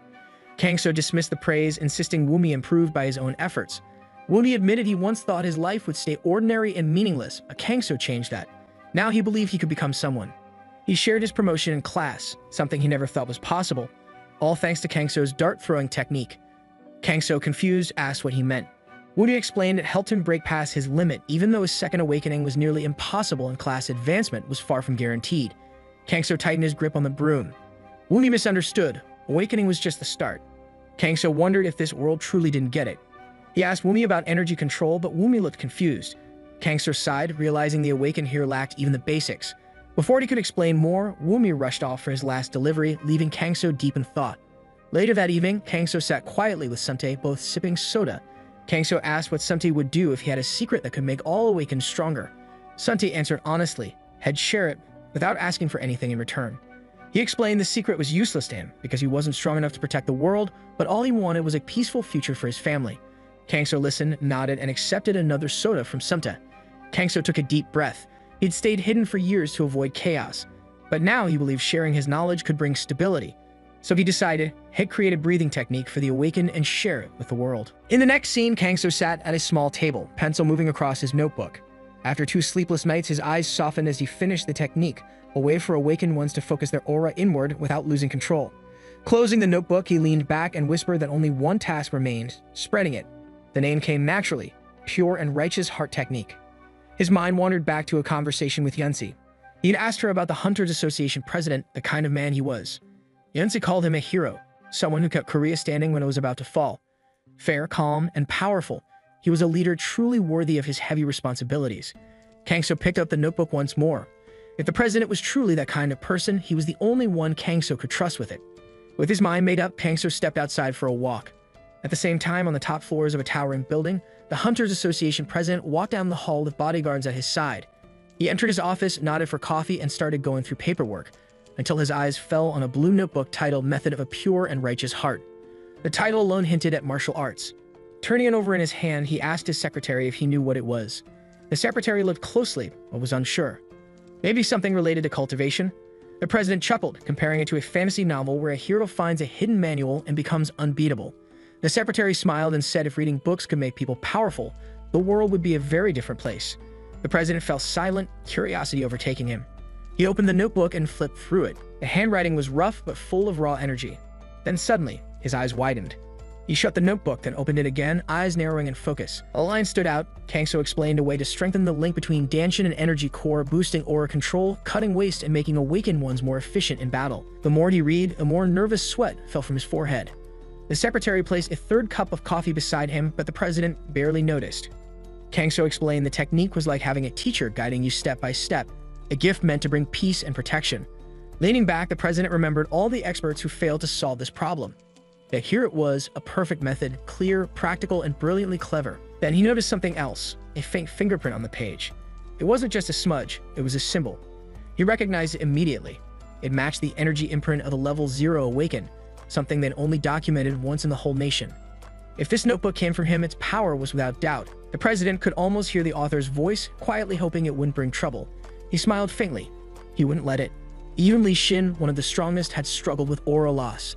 Slipping the notebook into his pocket, he decided Li Xin had to see it. As the sun shone on the skyscraper, Li Xin entered the president's office, a rare visit. The president greeted him with a pleased look and handed over the blue notebook. Li Xin opened it, eyebrows instantly rising. He asked what kind of book it was, touching it with curiosity and caution. The president just smiled. This was exactly the reaction he hoped for. His day was complete. Li Xin looked at the title, Method of a Pure and Righteous Heart. His mind rushed back to his journeys, meeting countless Class 0 awakened ones. He had questioned them all about energy control, but their answers were always vague, talk of rebirth and second awakenings. This was different. Reading further, his excitement grew. This was no theory, it was a real solution. He turned to the president and asked who wrote it. The president calmly said it came from Korea's only level 0 awakened. Li Xin was stunned. The notebook had simply appeared on his desk without a trace. Not even the cameras noticed it. Gripping it tightly, Li Xin asked if he could study it first. The president nodded. That was exactly why Li Xin was called. His S-class status meant he could handle any risk. Li Xin thanked him sincerely and walked away. But as he looked up at the bright sky, a lingering thought remained in his mind. Somewhere out there was the mysterious level 0 awakened who wrote it all. Now Li Xin wanted more than ever to know who he really was. Under the warm afternoon sun, Li Xin walked down the road and paused to rest on a nearby bench. Tilting his head up and shielding his eyes from the light, memories deep within him began to resurface. It had been a long time since he last enjoyed sunlight like this, just resting in peace. His mind wandered back to the day everything changed, the day a hero appeared. The event was called a miracle. A G-rank awakened suddenly appeared and freed the gate. People cheered wildly as South Korea's long-cherished wish came true. The victory came at a heavy cost. Many comrades fell and Li Xin grew afraid, not of monsters, but of his own power. The more he tried to control it, the more unstable it became. His body trembled, a cough escaped his lips, yet his efforts still helped countless people return to their normal lives. He looked down and froze. His hand was stained with blood. Hiding it quickly, he quietly admitted the truth. He hadn't mastered his power yet. He couldn't let his guard down, not even for a moment. Until recently, he resented his S-rank ability. But now things were different. The pure and righteous heart method helped him stabilize his energy and break past the 0-level barrier. He remained grateful to the level 0 awakened who taught him this technique. As Li Xin remained deep in thought, a food delivery boy darted past a nearby group with remarkable speed. Li Xin instantly knew that person was at least B rank, if not higher. The delivery boy, Kangso, handed over their order, a small sweet, 3 sour porks, 3 black bean noodles, and 1 jampong. When a girl said they hadn't ordered dumplings, Kangso smiled and explained they were complimentary from Spring Pavilion. He asked them to enjoy their meal and remember to order again. Watching from a distance, Li Xin's mouth watered all the food. Hearing the restaurant's name, he quickly looked up Spring Pavilion on his phone. It was close by. Soon Kangso came back from his delivery and Jai Yun handed him a glass of cold water. After a sip, his expression shifted. Jai Yun asked if it tasted bad, but Kangso assured her it was nothing like that. Just then, Li Xin walked in and he felt it again, the overwhelming power he'd sensed before. Li Xin entered the restaurant alone. Soyoung asked if he was by himself and he nodded. He greeted Jai Yun, making Sunta curious if she knew him. Jai Yun nervously said he was her cousin brother, laughing it off by adding people often said his face looked familiar. She asked Li Xin if he wanted black bean noodles. He nodded and sat down. Jai Yun quietly brought him water and whispered her worries. If he lost control again, it could put everyone in danger. Li Xin smiled calmly and assured her things were different now. When she pressed him, he said she'd find out at the next group training. Still frustrated, Jai Yun reminded Li Xin to be careful with his words, since everyone thought she was a normal person. Li Xin nodded in understanding. Soon, Soyoung arrived with his black bean noodles, adding a little extra because he was Jai Yun's cousin. Li Xin thanked her, took a bite, and his eyes widened in surprise. The taste surprised him. Even slightly scorched, it was rich and fresh, something he hadn't tasted in a long time. For a moment, ordinary happiness washed over him, a feeling he'd almost forgotten. But it didn't last. Suddenly, a horrific vision struck him. Everyone in the restaurant lay dead in pools of blood. Panic rose as his energy spiraled out of control again. Breathing heavily, Li Xin stood up in a rush. Jai Yun asked if he was already finished. He looked around and realized it was all in his mind. Everything was fine. Kangso narrowed his eyes, sensing Li Xin's immense power barely kept in check. His own pure and righteous heart method was still weak, but luckily it was enough to suppress Li Xin's energy just in time. He kept his eyes on Li Xin. That man mastered the heart method the moment it was passed on to him. Unbelievable, and from the way he knew Jai Yun, it was clear he was no ordinary person. A bit clumsy, yet already so skilled. Such talent was truly rare. Kangso wondered, could this be only 6th-rank awakener alive? Across the room, Jai Yun forced a smile, asked Li Xin if he enjoyed his meal, and insisted he shouldn't come back. Li Xin nodded and quietly left. Just as Li Xin turned to leave, his phone buzzed. The chairman called with an urgent meeting. After hanging up, Li Xin told Jai Yun he had to go immediately. Jai Yun urged him to hurry. Li Xin nodded, said he'd see her again, and walked away. Jai Yun forced a smile, quietly hoping it wouldn't be there. As Li Xin left, Jai Yun sighed in relief. She had feared her secret might be exposed, but now the danger had passed. Just then, she turned and found Kangso quietly watching her. Caught off guard, she said the man was her cousin. Kangso chuckled and calmly replied that he already knew. A scene shifted from the restaurant to the chairman's office. Li Xin stood before him and asked if the chairman had found it. The chairman studied Li Xin closely, asking if he had mastered the pure and righteous heart method. Li Shid nodded, praising its remarkable effects, but the chairman noticed something was weighing on him. Li Shid admitted that at first he felt excited, but after mastering the method, he realized it could bring chaos if it fell into the wrong hands. The chairman nodded slowly. He had felt the same fear when he first read the method. But what worried him more was something else entirely. Li Shin understood and asked if the chairman feared the zero-level awakener who created the method. Both fell silent, sharing the same unease. For Li Shin, it wasn't just fear. It was deep respect that tightened his chest. What was the zero-level awakener's true intention? The scene shifted to the awakener's office, where Myungi sat busy at her desk, looking exhausted. Myungjin walked in, handed her a coffee, and asked if she was busy again. Myungi nodded, noting the irregulars were getting more active lately. Myungjin nodded and mentioned the rumors. Bomberman was active again. Myungi sighed, stressed from the chaos it was causing. Managers were struggling under pressure, and the security manager was under heavy scrutiny after the Black Rose attack. She looked at her brother and asked if he was really that free to bring her coffee in the middle of all this. Myungjin said he had something else for Myungi. He asked if she was free next Thursday evening. Curious, Myungi asked why. He revealed he had Shining Star Ballet tickets and suggested they go together if she was available. Myungi brightened at the mention of ballet and teased Myungjin, asking if he got turned down by a crush. Flustered, Myungjin denied it. Myungi smirked and said if her younger brother was asking her on a date, she'd make time. She agreed to go with him. He reminded her not to forget this time and to mark the 18th on her calendar. Myungi quickly circled it and Myungjin praised her, promising to help her recover first. He used his powers to recharge her energy, and as he left, he reminded her to take care of herself and said the Spring Pavilion family would be at the ballet that night too. The scene shifted to the Spring Pavilion family. Kangso and Sumtae, dressed in sharp suits, were ready to go. Haeyeon twirled in and asking how she looked. They smiled and said she was as adorable as always. Soyeon entered elegantly dressed and complimented Sumtae, who blushed and said she looked great too. Haeyeon added that her uncle looked especially cool today.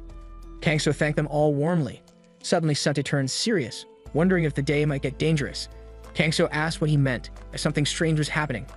Soyeon teased it was because Kangso was too handsome and might attract attention. Kangso laughed and thanked her. Then Sumtae cleared his throat and said it was time to go. The family headed to the ballet venue. Kangso looked even more stunning in his suit, drawing attention wherever he went. Sumtae noticed this but suddenly felt something strange, an unusual magical energy, faint yet unmistakable, like the feeling near dungeons. His eyes narrowed, realizing this was more than just ordinary unease. Kangso noticed something nearby. Then he saw her. Jae-eun arrived in a stunning red dress, looking elegant and charming. She was surprised to see Kangso looking so polished in a suit. Kangso connected the dots and his suspicion was confirmed. As Jae-eun noticed him, she debated whether to warn him about the strange magical energy she felt. There was a strong chance irregulars were nearby, and that explained the lingering magic. Kangso considered telling Jae-eun he was a zero-level awakener, but hesitated. There was no certainty yet. Why reveal his secret over something so vague? Instead, he chose to check it out quietly on his own. The scene shifted to a dark corner of the world, where Lord Asmode stood laughing to himself. With a twisted grin, he mocked those below, sneering that they should enjoy their show, because it would be their last. At that moment, his secretary handed him a special celebratory drink. Asmode accepted it with a pleased chuckle, praising its rich, blood-red taste. He asked if everything was ready, and his bodyguards nodded in confirmation. He turned back to the ballet with a mischievous smile and announced that Act EO, Clara and the Prince's dance, was about to begin. Everything was falling into place just as he planned. He drew power from his sword and opened a portal. Stepping through, he appeared far away, overlooking the concert hall. He told his secretary it was the perfect spot to watch it explode. But just then, a voice interrupted, asking what exploding meant. As Lord Asmode turned, Kangso stepped forward calmly and remarked that it was a beautiful night. Startled, Asmode demanded to know who he was. Kangso walked forward calmly, saying he didn't want to spoil the mood but hoped Asmode would cooperate. Enraged, Asmode called Kangso a fool, asking if he knew who stood before him. But before Asmode could finish, Kangso struck first, punching him back and sending him crashing to the ground. Kangso stood firm and said those who act like gentlemen often lose grip on reality and talk nonsense. He told Asmode to get up and stop being dramatic. Lord Asmode staggered to his feet, clutching his chest in disbelief.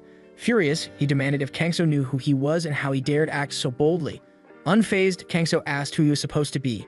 With dramatic confidence, the man declared himself the great Asmode. But as he looked closer, something strange struck him.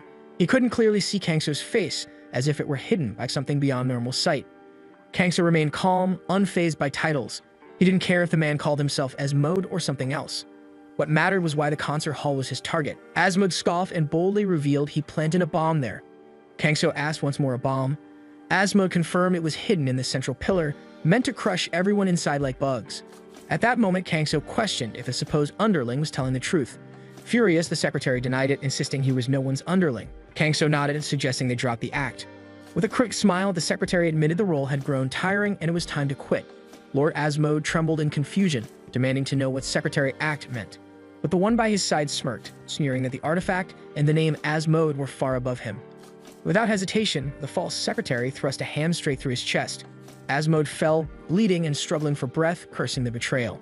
But his killer just smiled and told him to sleep well. Kangso narrowed his eyes and demanded to know who she really was. She answered with confidence. She was the true Asmode, not the weak one bleeding on the ground. Kangso called her the mastermind behind it all and lunged forward, but in a flash, she vanished and reappeared farther away. Confused, Kangso wondered what kind of illusion this was. The real Lord Asmode liked Kangso's quick reflex and teased him, asking if it was right to pry into a lady's secrets. She hinted she'd reveal her true identity if they met again. Even though she missed the ballet because of him, she chose to forgive him, calling him Appa and saying he was totally her type, before disappearing.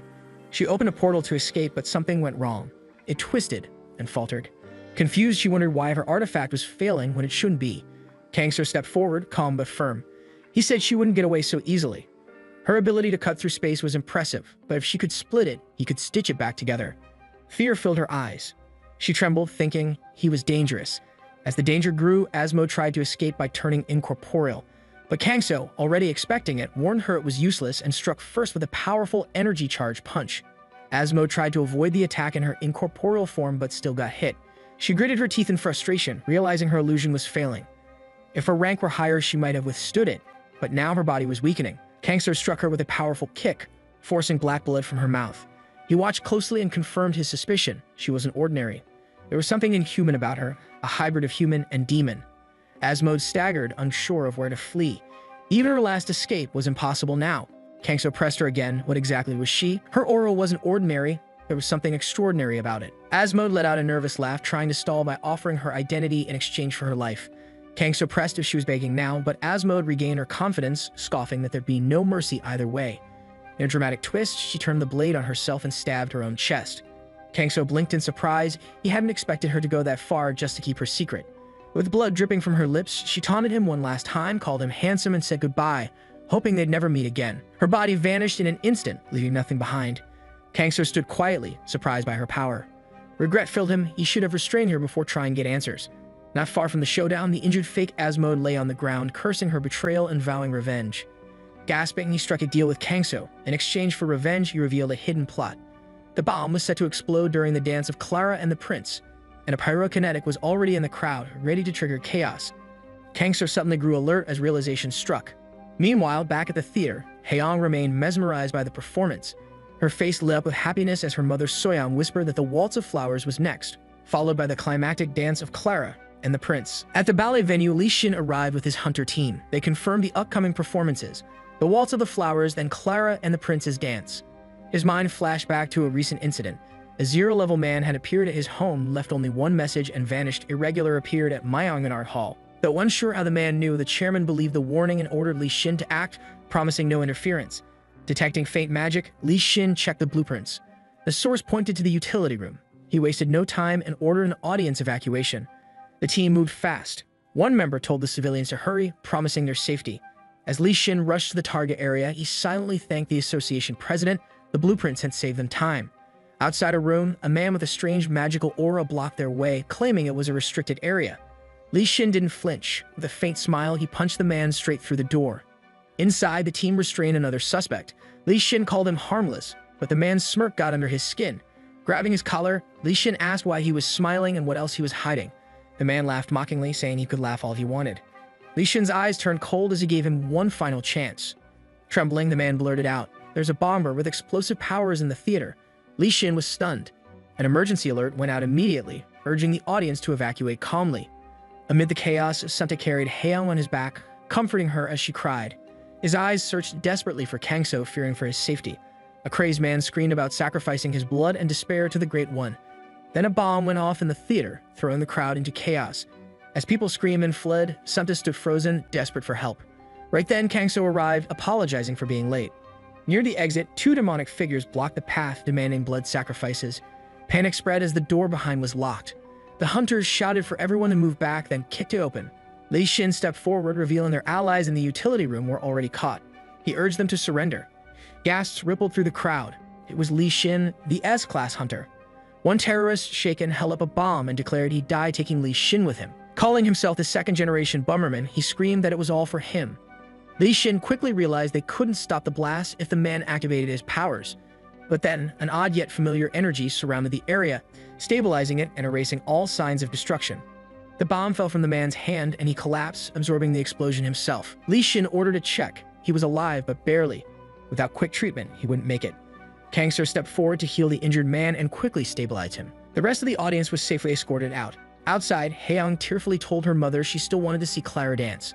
Overhearing this, Clara smiled and offered to perform right there. Under the moonlight, without a stage, Clara and her team, the Shining Star, gave their most beautiful performance yet. Later that night, Li Xin approached Kangso and asked to become his disciple. Caught off guard, Kangso sensed the weight of what that might mean. Earlier, at Spring Pavilion, Li Xin arrived just as Kangso was closing up. Kangso paused, stunned to recognize him. It was sooner than he'd expected. Li Xin called him Zero, confirming he knew his true identity. Kangso, realizing it wasn't the right place to talk, suggested meeting the next day, same time somewhere quieter. The next day, they meet in a quiet spot. Kangso respectfully mentions he might be disturbing Li Xin's schedule, but Li Xin says he's grateful. Thanks to Kangso, a disaster was avoided. When Kangso asks why he's called teacher, Li Xin explains that the pure righteous heart method changed his life and gave him a new beginning. He also apologizes for suddenly showing up at Kangso's home earlier. In a quick flashback, we see Li Xin had doubted Kangso's identity, but Kangso warned him of a looming threat at Myeongsan Art Hall involving irregulars. Despite his doubts, Li Xin had listened, unaware that Kangso was actually level 0. Back in the present, Li Xin asks if Kangso sensed the pure righteous heart method in him, then sincerely begs to become his disciple. When Kangso questions why, Li Xin says he wants to grow stronger, not for pride, but to protect his family and friends back in South Korea. Kangso reflects on this, realizing Li Xin's reasons mirror his own: love and loyalty. Seeing Li Xin's sincerity, he considers the offer. If Li Xin becomes stronger, Kangso won't always have to step in, and maybe together, they could create the safer world Sunti dreamed of. Kangso learns that Li Xin is just 3 years younger, making the title Master feel odd. Instead, he suggests they become like brothers, and Li Xin happily calls him Big Brother. They agree to train together every Tuesday and Thursday. Training starts immediately, with Kangso teaching the pure righteous heart method. Li Xin is excited by the hands-on approach and impressed by the effectiveness. When asked, he confirms that he uses a sword. Kangso admits he has no sword. Without pause, Li Xin draws his own, Wind Lord, from thin air. Amazed, Kangso asks how. Li Xin explains it's an inventory, a tattoo like Subspace Awakeners used to store weapons. Kangso had heard of it but couldn't afford one. Li Xin offers to give him one. He also explains you can even enter the space physically, depending on your power. Kangso thanks him and gets ready to watch his sword skills. As Li Xin shows his technique, Kangso quietly observes. Though it looks smooth, it's not fit for real combat. He stops him and asks where he learned it. Li Xin replies it's the Manjum style from the Hunter Training Center. Kangso nods, it's not bad, just inefficient. He then offers to teach him something more practical. Li Xin accepts without hesitation. Kangso introduces a technique called Sword of the Furious Wind that breaks the sea. Though the name sounds dramatic, Li Xin doesn't question it. When asked for a spare sword, he quickly hands one over. As Kangso draws it, a powerful aura radiates from him, so intense that Li Xin is left speechless. Kangso performed the Sea Sword's wind-breaking technique with graceful, sharp movements. A soft blue aura filled the area as he calmly sliced through a rock, leaving Li Xin stunned. Turning to him, Kangso asked if he'd seen it clearly. Li Xin, amazed, nodded eagerly. Kangso explained that when powered by internal energy, the technique could cut through anything. Shocked, Li Xin asked, "Did you just do that without using any energy?" Kangso nodded calmly. Had he used internal energy, the area could have crumbled. Li Xin, stunned, muttered to himself, realizing just how wide the gap between them was. He silently vowed to train harder. The next morning, Kangso swept outside the restaurant. The broom, now reinforced with Edo steel, felt sturdy and light. Across the street, his eyes caught a bookstore. Strange, he hadn't noticed it before. As Kangso watched, Li Xin stepped out of the store with a cheerful smile. Surprised, Kangso asked when his brother had opened a bookstore. Li Xin sheepishly admitted he forgot to mention it. Just then, Santa came out of the restaurant and called Kangso in. Spotting Li Xin, he greeted him in surprise. Li Xin explained he just moved in next door and thanked them for their past help. When Sunti realized the place next door was the bookstore, he looked stunned. A hunter as their neighbor? He couldn't believe it. Haeyang ran up, calling her father and uncle. Spotting Li Xin, she beamed and called him the bookstore Appa. He greeted her with a smile, teasing her as kiddo. Sunta invited Li Xin to join them for breakfast. Though hesitant at first, Li Xin agreed after Soyang warmly said it was just one more spoon to set. They sat down to eat. Soyeon kindly asked if everything was okay, and Lee Shin replied he was full. As she left to do chores, Sante thanked Lee Shin again for saving their family, but Lee Shin humbly said he just did what was needed. Then Sante turned to Kangso, curious why Lee Shin kept calling him brother.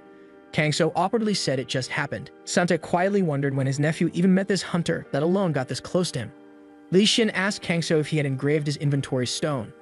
When Kangso admitted he hadn't, Lee Shin offered help and explained the process. Just place the stone where you want the tattoo and say engrave. Kangso followed the steps, and a tattoo appeared on his hand. Lee Shin then told him how to use it. Think open inventory, focus on the item, and reach in to pull it out.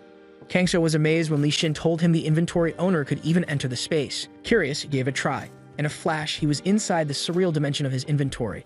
To his surprise, Karangi had followed him and climbed onto his shoulder. Gazing around in awe, Kangso took it all in. This vast space was his own inventory.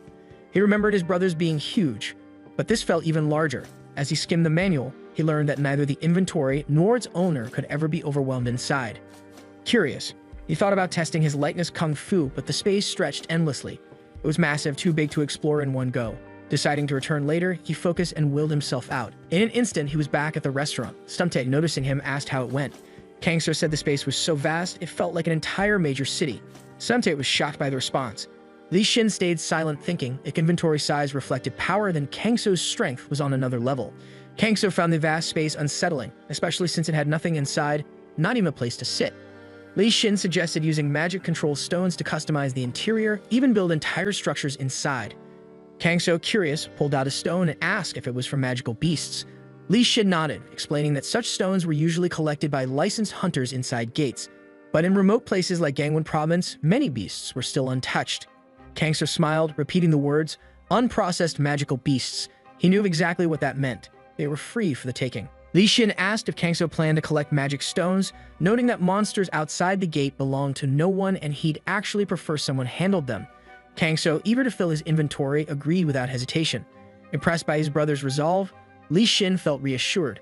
Though he had planned to deal with the monsters himself as a new level 0, Kangso's support gave him confidence.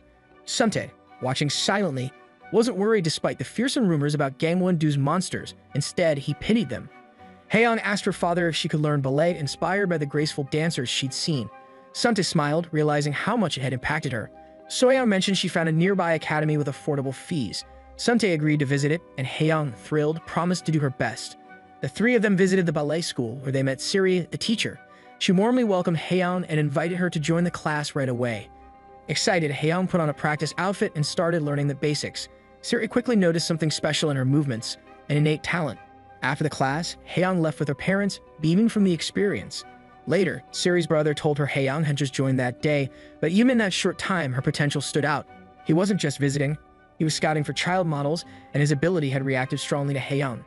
Siri was stunned, as his ability had never responded like that before. When he asked for her parents' contact, Siri said she'd ask them first due to privacy rules. Meanwhile, at home, Sumte was shocked when Soyeon shared the news. Haeyoung received a modeling offer. Ms. Siri's brother, who worked in Elemence's marketing team, spotted her and wanted her to model for their new kids' clothing line.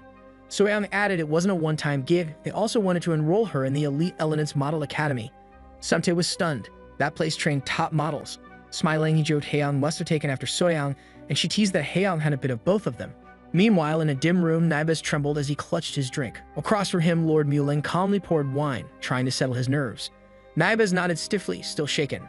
Muling casually mentioned Wemode, startling Nibas, who denied knowing anything, though it had been over 15 days since Wemode disappeared. Unbothered, Muling said Wemode had ruined a plan and was sent to ice hell without even a goodbye. Shocked, Nibas recalled how brutal that place was, frozen wastelands with temperatures below -100 degrees. Muling then brought up Kobol. Nibas stammered. Muling noted that after losing to Asmode, Kobol vanished and hinted Nibas might know more. Nibas hesitated, pretending not to know anything. Inside, he panicked. Muling knew too much. Revealing the truth could mean Kobol's wrath, but staying silent might land him in ice hell. Trapped, Naibas begged Muling to keep quiet. Muling agreed. Naibas finally confessed. Lord Kobol was hiding in the director's office at Elements Model Academy. Soon after, Sumte, Haeyoung, Soyeon, and Kangso arrived at the academy. Without delay, they headed to the director's office. Kangso stepped up and opened the door. Just then, a man walked out, and as their paths crossed, Kangso felt a faint but clear surge of elemental energy. Inside, Director Choi welcomed them and introduced himself. Haeyoung bowed politely and he nodded in approval. She was exactly what Manager Yoon had described, charming and ideal for their children's clothing model. Suntae, a bit shy, asked if that was really true. Director Choi confirmed it with a smile, saying Haeyoung's elegance seemed natural, maybe inherited from her parents. He then offered to give them a quick tour of the academy. He guided them through the academy, pointing out departments and lively training zones where models practice with sharp focus. Suntae watched in awe. It truly lived up to its reputation as Korea's top modeling academy. Just then, a man walked toward them. Kangso stopped. That presence again, but stronger. The magical aura around him was intense. Something unusual was definitely lurking inside Elenant's model academy. As Kangso stood near the academy entrance, his senses were overwhelmed by the incredibly dense magical aura radiating from a man walking past him.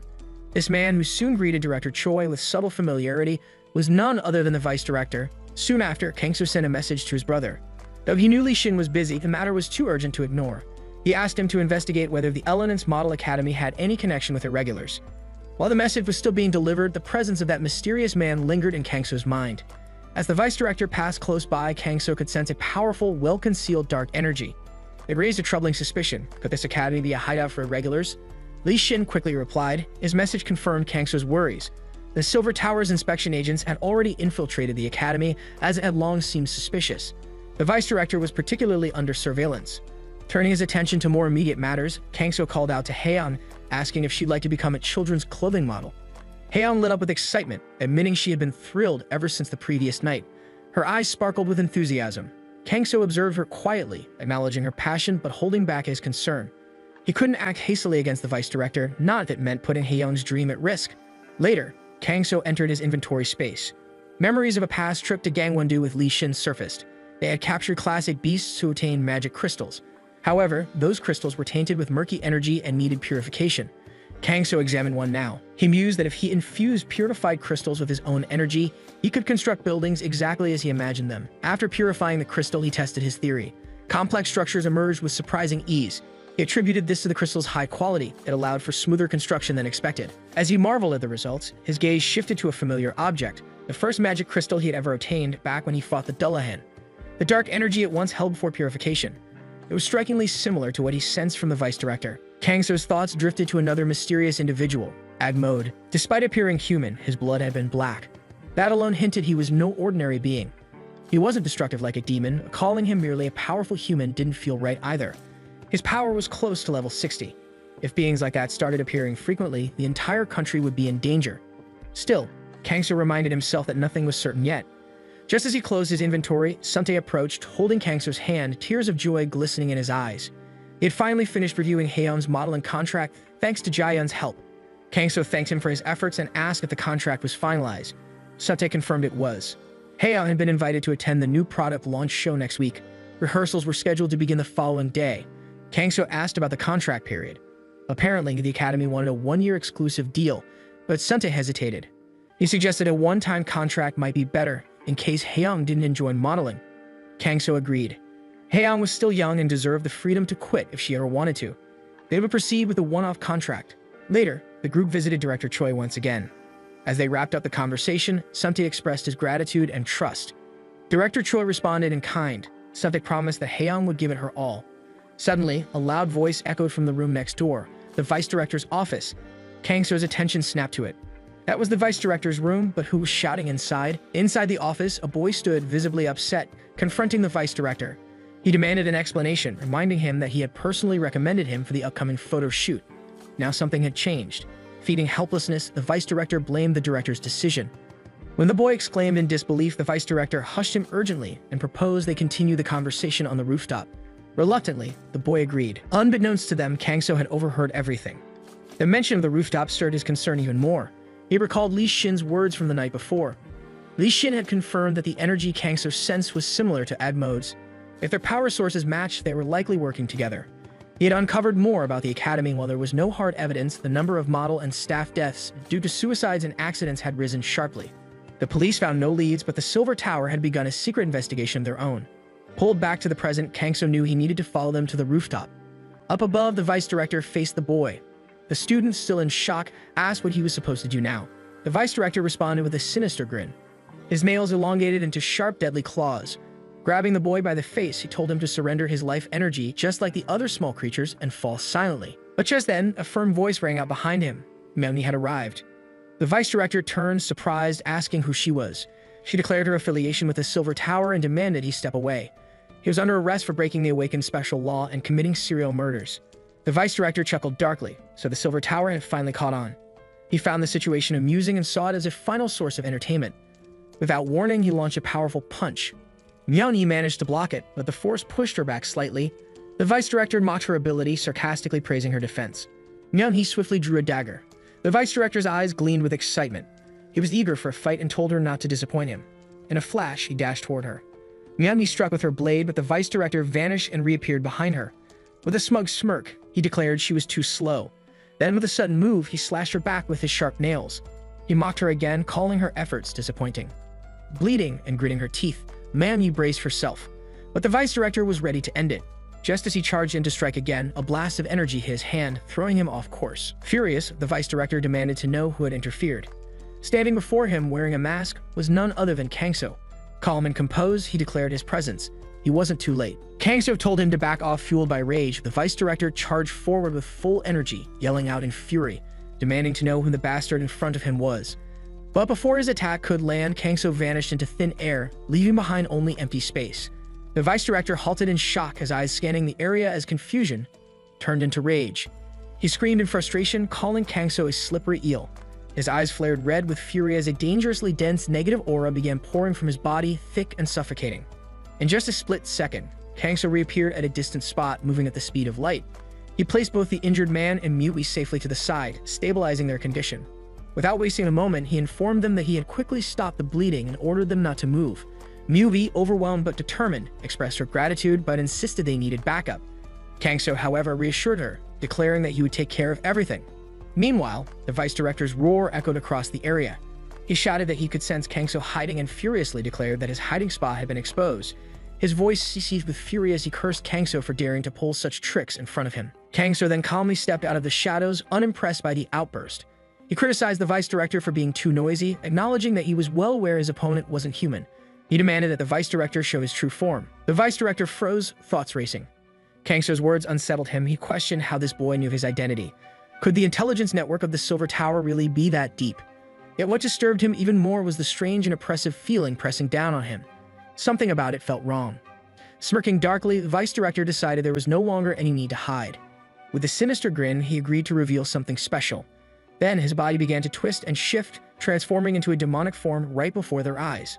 Mui gasped in horror at the sight, her breath catching in fear. Laughing maniacally, the vice director turned back to Kangso, promising that now that he had seen his true form, even death would not come easily to him. The demonic creature lunged forward, fully intent on tearing Kangso apart. But Kangso stood his ground and, gathering his full power, launched a forceful counterattack. The blast sent the vice director hurtling backward, crashing into the ground with brutal impact. Black blood oozed from his mouth and nose as he lay sprawled in disbelief. Pain flooded his senses and confusion filled his mind. Why was he hurting? Why was he lying down? Could it be that he had been knocked out by that vermin? Staggering to get up, he muttered in denial. He couldn't accept this. Perhaps he had simply slipped by mistake. Yes, that had to be it.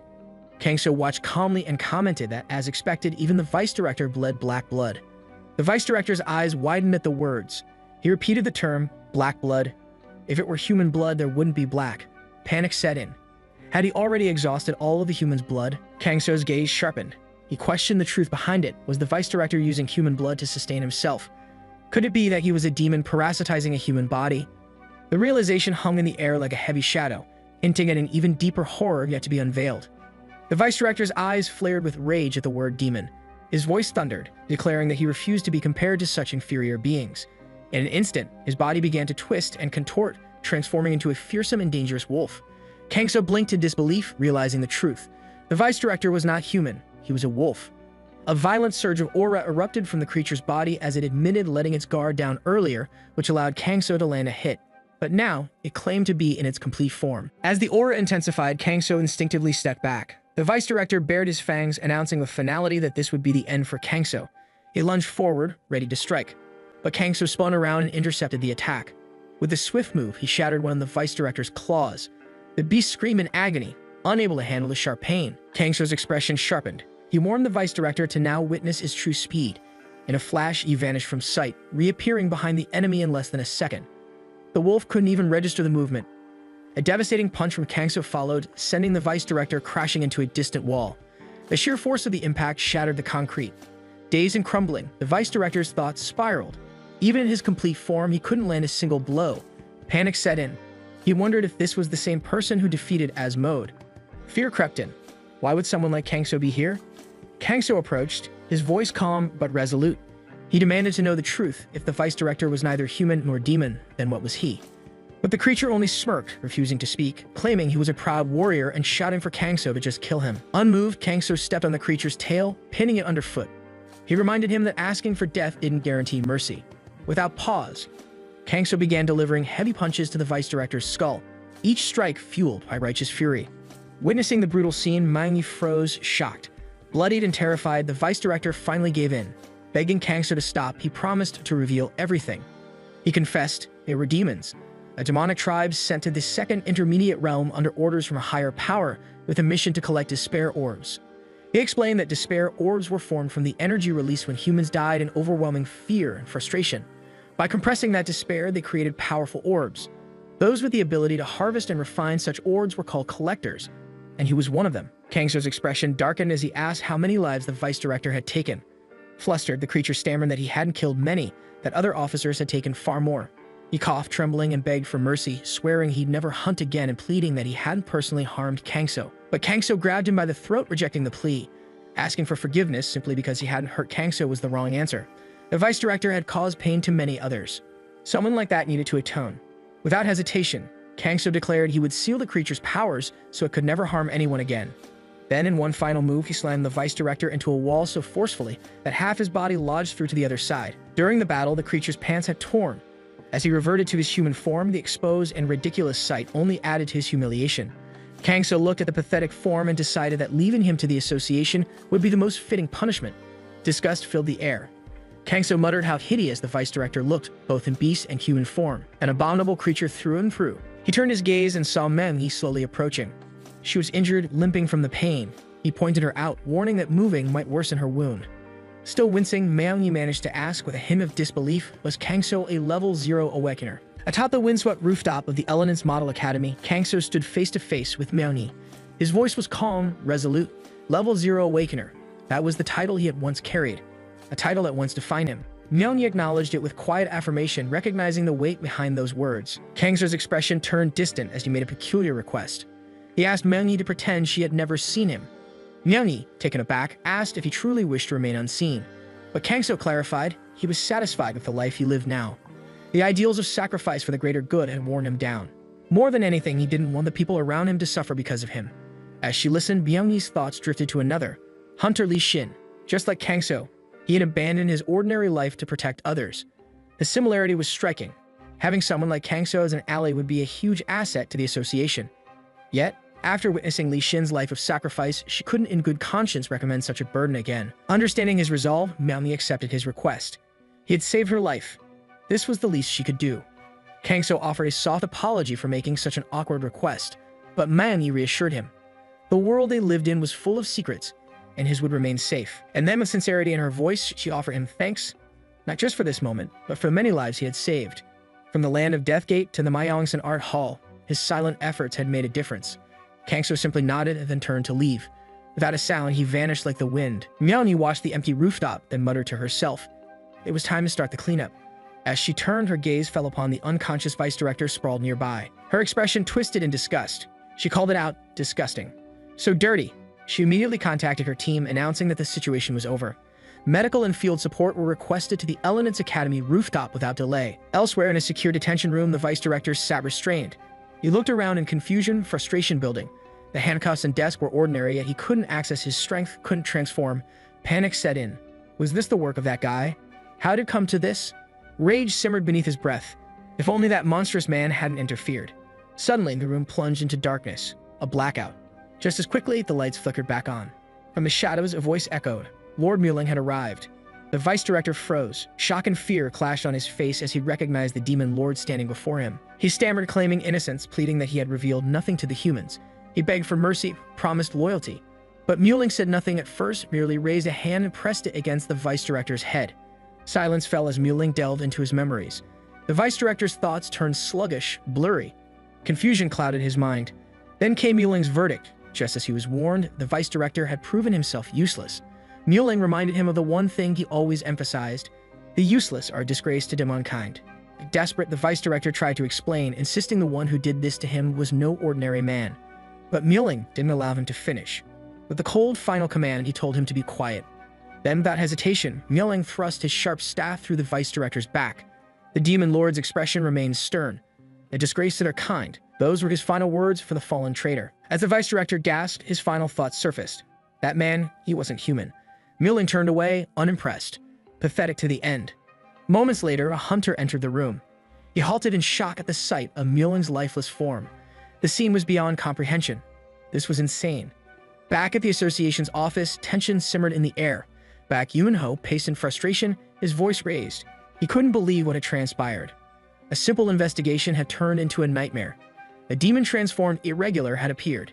Team leader Kim Myung-hee was gravely injured during the subjugation. And before a proper investigation could even begin, the irregular had been assassinated, right inside the association's own headquarters. Yunho's disbelief grew, assassination within their very walls.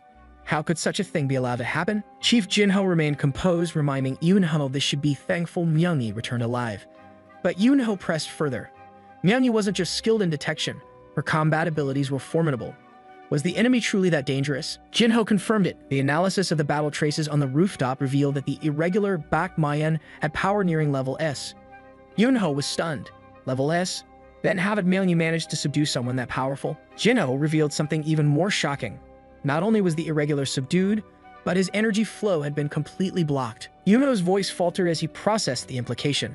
Only 3 people had been found at the scene: Team leader Kim, the irregular, and 1 injured civilian. The irregular had transformed into a demon and wielded level as combat power. It was defeated so completely. Yunho's thoughts raced. Could it be? Was there someone else involved, an ally even stronger than level S? Jinho nodded. There was only one possible explanation. Kim Myung-hee had encountered the level 0 awakener. As the scene shifted, Song-yu was seen deep in thought, silently reflecting on the passage of time. It was already Memorial Week.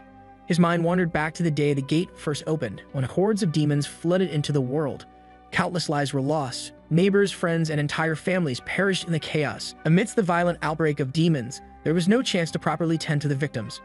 But with the sudden emergence of awakeners, who rose up and joined forces to hunt down the monsters, stability slowly returned. Only then could humanity afford to honor and mourn the fallen. That was when the House of Rest was built to remember those who had lost their lives. As he entered the neighborhood, Song-yu noted how little it had changed. Soon he stepped inside a familiar restaurant where Ha-cheol greeted him warmly, already drinking alone. Song-yu playfully pointed out the solo drinking, but Ha-cheol laughed it off, repeating his son's saying that real drinking is done alone. Song-yu joked that Ho-eun had probably come up with another excuse to avoid eating there, and they both chuckled. Ha-cheol brushed it off, saying kids knew nothing about good taste, and confessed that drinking with Song-yu felt more comfortable than with his own children. The conversation turned to Jae-yun, to which Ha-cheol vaguely responded that she was busy with her fandom, expressing a tired sentiment about parenting. Song-yu smiled and complimented the pairing of makgeolli with pork rinds, calling it an exquisite taste. Back when he had just become a hunter, such a simple meal was a luxury. Ha-cheol agreed, recalling how it used to be a real treat. For Song-yu, those meals marked the end of a day's exhausting work, offering comfort after the sorrow of losing comrades. As they drank together, Song-yu reminisced about when he first started as a porter and used to resent Ha-cheol for being so demanding. Ha-cheol, in turn, proudly said he was the one who turned that weak newcomer into someone capable. Song-yu admitted that thanks to Ha-cheol, he had matured and even managed to marry off a good man to his sister. That debt was why he had always kept Ha-cheol in his life. The two laughed heartily, sharing a bond forged through hardship and time. The narrative then shifted to the household, where Haeyoung returned home, calling out to his mother and uncle. Kang-so sensed unfamiliar awakener energy and wondered who could be arriving at such a late hour. As the door opened, So-young also returned, surprised to see her older brother.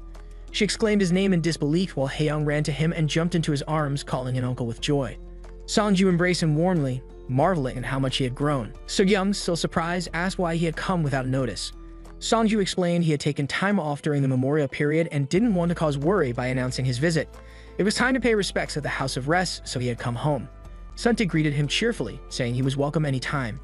He introduced Kang-so to Song-yu, explaining that he was the friend and colleague he had mentioned before, someone from a rural background. Song-yu introduced himself as Lim Song-yu, and Kang-so greeted him politely. They shook hands, though Kang-so quietly analyzed him. He didn't seem like an ordinary awakener. His energy was too weak but incredibly pure. There was no danger in him, only a strange sense of warmth. As Sonyu regained his focus, he asked when they planned to visit the House of Rest. Sante replied that they had been waiting for Haeyoung's arrival. Sonju quickly agreed to prepare, and they set out together.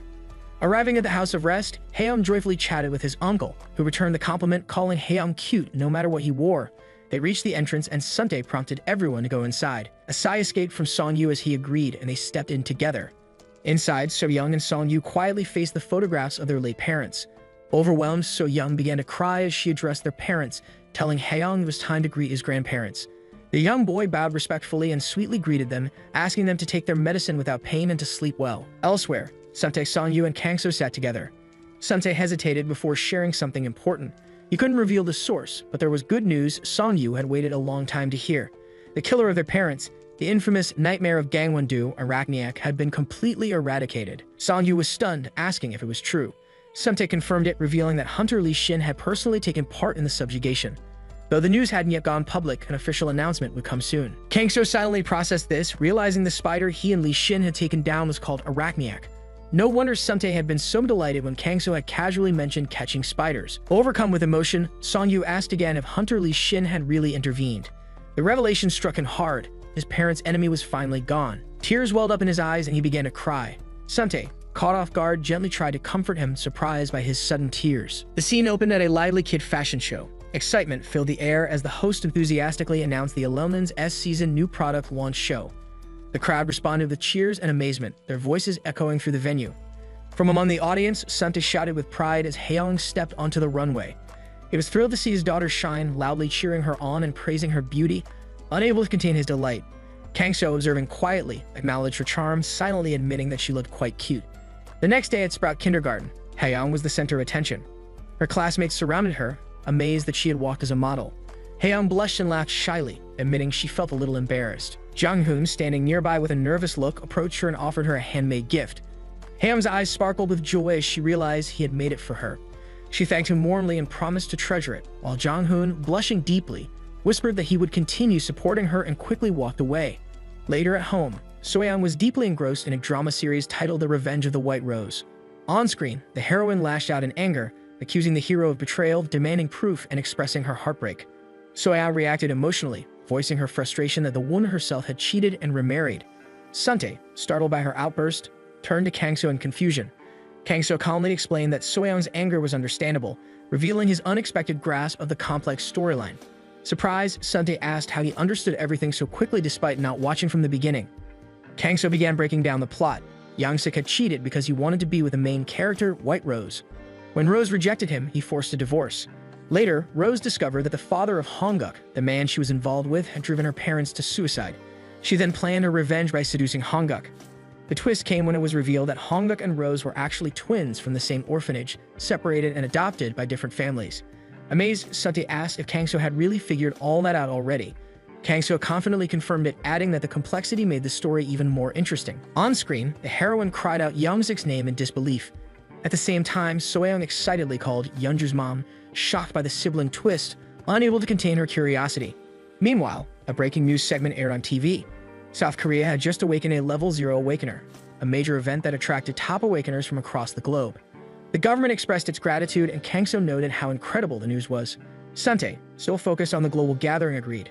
But Kangso, still lost in the drama's twist, remarked that the truly amazing thing was that Young-sik and Yeonji were siblings. Elsewhere, Lily received a shocking call about a sudden product placement: children's dresses. Surprised by the last-minute demand, she panicked, wondering how they fitted into the script. The person on the call nonchalantly reminded her it was the writer's job to figure it out. Left speechless, Lily cried out in frustration, muttering that the director would pay for this once the drama ended. Writer Kim, calm as ever, suggested a solution. Since the show was entering a break, they could fast-forward the story by 5 years and introduce Rose's daughter as a little girl. Though Lily hesitated, she quickly grew excited. The idea of creating mystery around the child's parentage and linking her to a crucial moment with a male lead seemed like a surefire way to boost ratings. Hugging the writer, Lily declared him a genius and agreed to the change. All that remained was casting a cute child actor. Hungry from the chaos, the two headed to Spring Pavilion restaurant. So-young welcomed them, though something about their faces felt strangely familiar to her. Lily ordered 2 bowls of jjajangmyeon, 1 extra large and 1 regular. As So-young took the order, she kept trying to recall where she had seen them before. While waiting, Lily's phone rang. It was the broadcasting director. She confirmed a cake product placement and promised it would be done.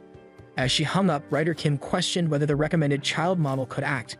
Lily brushed it off, stating it was just one cake PPL. Then she mentioned that Alelnins had recommended a child actor for the role. Suddenly, Soyam's memory clicked. These two were none other than Lily Choi, the writer of The Revenge of the White Rose, and her assistant. She remembered meeting them at the production announcement, as their guild owned the parent company of the broadcasting station. At that moment, Haeyoung entered the restaurant calling out for her mother. Lily's eyes widened. She was immediately captivated by the child's charm and cuteness. Without hesitation, she turned to Soyoung and, in a rush of emotion, pleaded with her to let Haeyoung be cast. Caught off guard, Soyoung was left speechless by the sudden request.